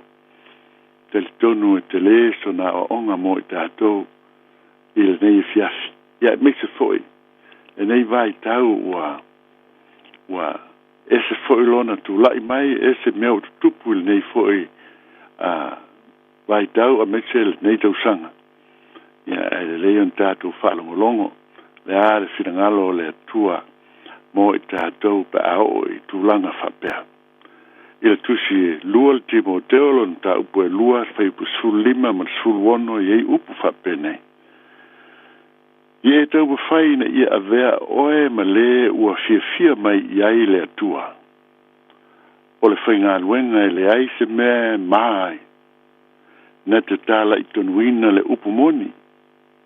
A ia e tau ma mao ma upu wha le lalolangi ma le lea o ngā a wā e tupu a tili ai le a mio wha le matau. Tā ua tele nei whai upu i lau whai tau, te tonu fwoi e tā ua i lau whafonga, ia hawa o ina ma wha tonu ina ai, ia ma ia tātou wha manatu ia i tātou.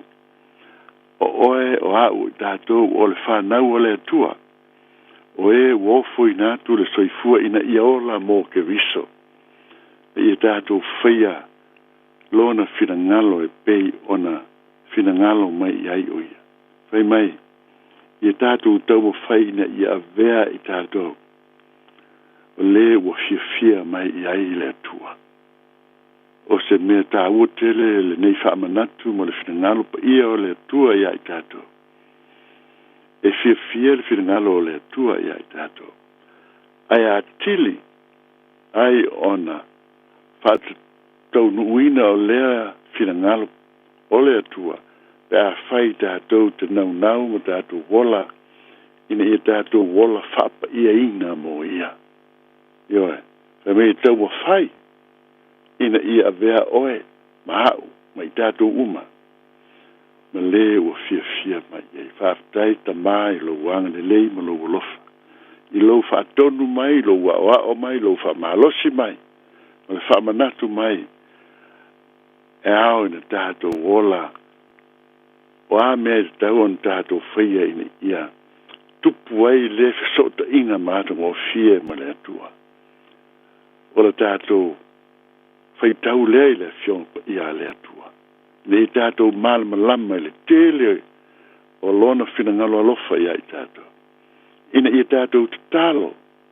Ina ia maua pēle mawhutanga vāvala lata ma le atua i teimi uma. I te le tau tā lai te nganta o lo e te talo. Te le alu e tū le moa le ala ma e whairoi te nganta i te talo i le atua. Le mea nana whaia lau whariseo ma lau sātu kei o i teimi o Yesu. Au tātou te talo i lau ta vale, i lau ofisa, i lungo lau ngā luenga, e te talanoa i le li. Talanoa i ai i mea o lo e tilo atu e le tāra whea ngai ma lau vai. Ma ia e tu i ai lo langona mo lo manao ina ia taitai ia te oe. Na ia whaamanatu mai ia te oe. O mea le lei na ia e ola ai le nei aso.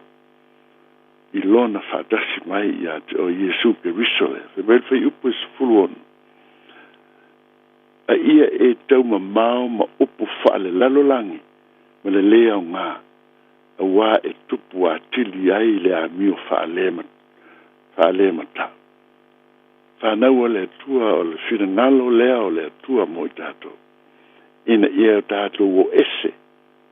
O ese ma upu ma tala whaale lalolangi. Tātou I loa il sio tātou o tunu. O se upu ma mafo, se upu ma soa, se upu e le wha maoni, o se upu tau wha se, o mea ia sili o na inosia e le atua.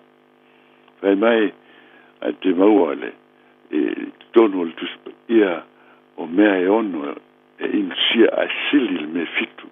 Le ale, le ana sala lona fitu, o le whata oto le tātou tautala ia. Lo maua mai le upu lea, o le tangata e whaavesi I le wāo uso, le wāo tangata, wāo oe mais tangata, wāo lis tangata, ma lis tangata. Me whaatupu ina tala le whaamaoni, le moni, o le ita, o ālawa winga le atupu. E mai o le tangata na te whaia ia mea e ino sia, ino I aile whina ngalo le atua. Wai le ngata o wai a whaia le ana sala. Tātou whaia le ana sala. Ai whai mai le tuspa ia, wa e whaatupu ina le leanga I le wāo tangata. O te I oe ma whaamaoni I lelangona. A wā, so teimi tātou te whaalongo ai, ma whaai I telefoni o lo, a mai ai ni upu tīnā, upu le whaamaoni, o upu mātangā, a lea tangata, I les tangata. Ai whao popo atu I ai ma istangata. Te la ngona lo whanoa noa. Te la ngona lo le fia a whalongo I ai pe whaitau I ai. Ai sea, o lo ua o tia ma whaina ai le whina ngalo pa ia o le atua. O te manatua hau I ai I le leitio po rungo telefoni po newspaper po whelava. O tātou o tangata anga sala lo tau whai. Ia whaia le ami o tono. O tātou anga sala, a o tātou whaamoe ina ia a vea le maliu I Yesu e mahangalo ai la unga sala. Lea au e tātou whaamaulalo, o tātou salamo, ia tātou o ese mo le anga sala. Ia tātou tau tala I mea whaale atua. Aisha, a wā, te rei tau whaalau lau atu I a leanga o lestangat. A wā I leanga umalawa I tātou. E o fo I a tātou a tātou whaia se tala. Whaatupu I nai le vese sidi atu oe na leanga. Sidi atu oe na e leanga, oe na whaia le upu, whaia le tala. Ta whaia te le tau mawhai ina ia whaatupu ina le mātungo fie ma le alofo le tu whai mai alu ese ma le ma upu whaale lalo langi. A ia tātou tautala I upu ma le whina ngalo pa ia o le atua e mau ai le wha le mātungo fie le whialo whani le alofa ma le ana e le atua. Samoa le nefia fia o te watu nei upu. Tātou te iloa o le atu nuu teu siano. Ai o le titalo e o oifo I le loto. Peto o fiente ngate whasawina I Samoa. A wā ua pei wa tangata uma o lato wa nofo foi tangata o le tala le lei. Wa le o manatu e whaise upu wha mawhana whana pe wha while mu wai loto o tangata. A ua tu whau wa tangata e whai o lato wha matalanga. E le lope le ale moni o I pe moni foi. E le tau o na tātou wha tau tala I ai. Wha tupu ina le vesi le wā uso a tangata. I le nei upu mo le fionga le tua. Whai mai o upu wha le lolangi. e le aunga. So se upu whare la. So se manao, so se manatu, so se winga whaali whale la la. Na ole ana sala le mea mauai. Ai, ole la ngona o lo fia o moli atu. Ina ia whaatino lo keurisiano. Ia whaonga lo keurisiano. E ala i lau tautala i upu alofa, upu pa ia o upu whamangalo, o upu whamangalo, o upu e vi ia ai le atua. Upu alofa. Upu tātou te avatu ai le whaamafan whananga i uso atangata. Awal tātou te whaamasino. E leis tātou wala aunga tātou te whai eis whaamasino. O tātou o tangata o e tala noa ma tau tala maola i a ke wiso Yesu. A le mele wa te whaalongo e te whaitau tangata e whaonga le talifutusi pa ia e lafi ai. O na whai lo leo mea lai lona loto ele elea e les tangata. Ai le tau mwhai ina ia ave ese ia upu, ave ese ia la ngona. Ai, te talo i le atua. Ina ia au mai le loto mau lalo i tangata. Samoa. Whanau le atua le ne fiafi. Whafonga i le fionga le atua mo lau mo oe maa ume tato uma. Ia e tau whai. Ina ia avea oe ma le ua fia mai i ai le atua. O le whainga luenga le aise mea mai na te tala i tonu ina le upu moni. A ia e tau mao ma upu wha le lalolangi ma le leo ngā a wai tupu a tili ai le a mio wha le matu. A wā e tupu a tili ai le a mio wha le matu. Yoe. I upu whale lalolangi, a tātou tau tala pē i ai, whaatino ai, lo tātou le fia fiatu, o lo tātou le fia lawa le i le atua. Wa e avatu i le uso a tangata lo e tau tala i wha maua lunga i le atua, ma o manatu ma o ngona le whawaya. Nei e fiafi, au te talo ina ia, ave ese ina le wha maua lunga i a Samoa. Ave eseina le loto manatu e sili o ia i listangata. Peo manatu, ese lea o awatu ina ia maua i tangata le malama lama i se mea lele. Ese foi le whailo atu e te valea a wau e poto. Ese. E au ni tātou ina ia maua e Samoa uma, ma tātou uma, mata mai e mātu e o lawa e whana. Ona manatu o oe o au, o te ngata anga sala, e fia maua le whaolatanga a Yesu Keriso. E ala i lona toto pa ia, na malingi e whamangalo ai tātou. Tātou te talo. Lo mātou te mai.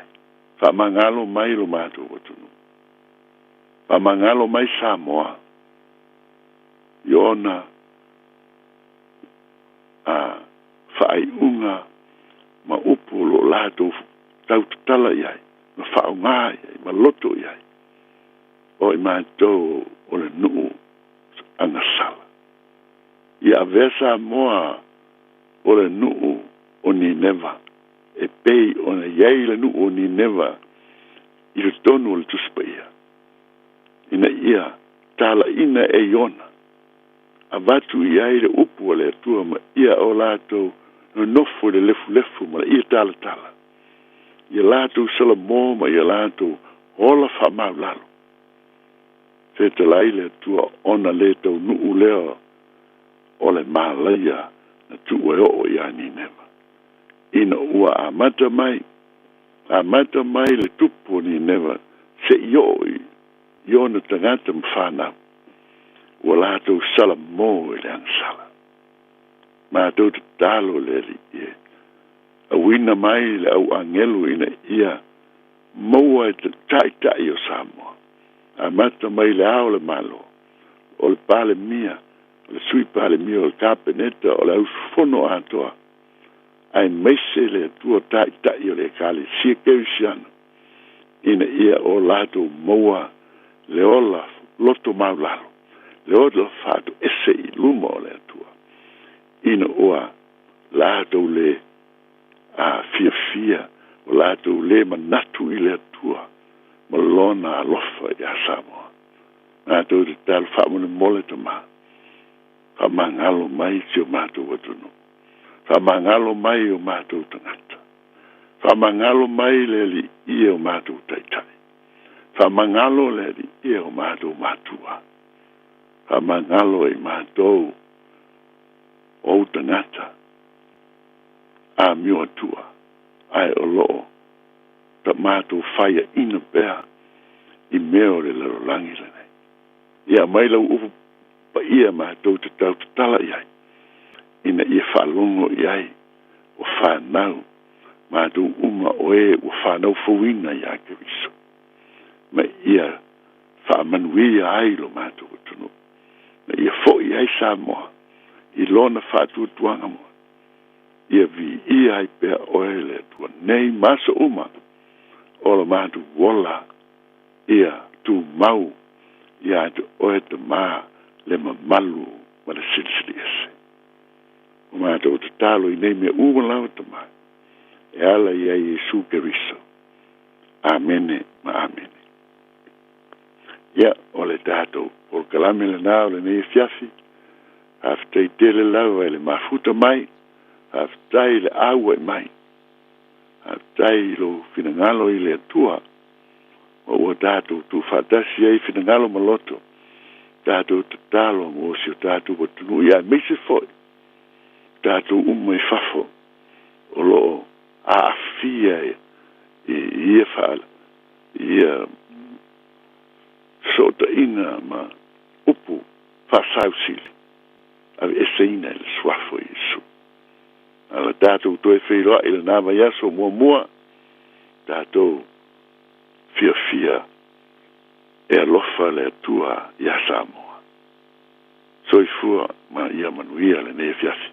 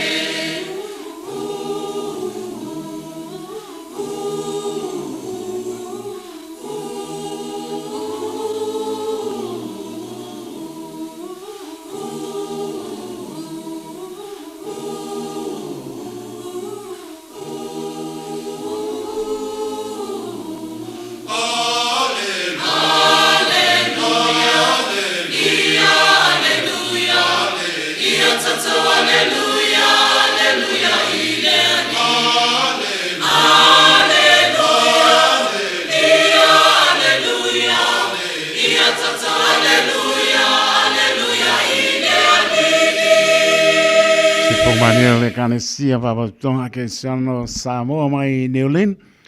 Stansio vi ingalo tātou tu atu le mana pa mai atu ai tātou toi por klame nei po a reto le ola. Le lava por klame lo te pena ina sunga pa pe ngai ala sana pu mo na makafi matu pa ma lo mo pa tai sunga sana mo pe nei nei po klame lo fa te atu mo vi ma no longo le nei po mo vi lo nga venga nga luele ka le sia le tu e we sapa mo ri so po mo ria malo le sunu ulo so for ta to vola ile na va yaso spa pongo ta to por kame aro to leola 5 minute ona tala o le tu lais fulu tau lunga stau tua le auna whātau waa, mai ta elo le anganga o le loto, mori atu pa mano ma whāptai, le atoa Samoa, au ki lani maru tutua oio atu nua mao whelabo ma puta mai ai, matu pa mano ma whāptai, tau tua le Radio Samoa, ai se lo whātau waa, nei po mano ma puta mai, whaamnia le limba lua tusa so tātou mria mano longa le nei po, ia e ai la spaiva, e asa ma se mau ia pai wa seuta tonu pe atai lo to nganga ke siano o te ngano ai lo fangia le li mano longa le nei po u tia I tātou I ona au la via I mona au pa mano lo manuia I tātou mano longa mo le so atai au po ilvi inga ia te ia taito taloto le au ona soifua ma ia manuia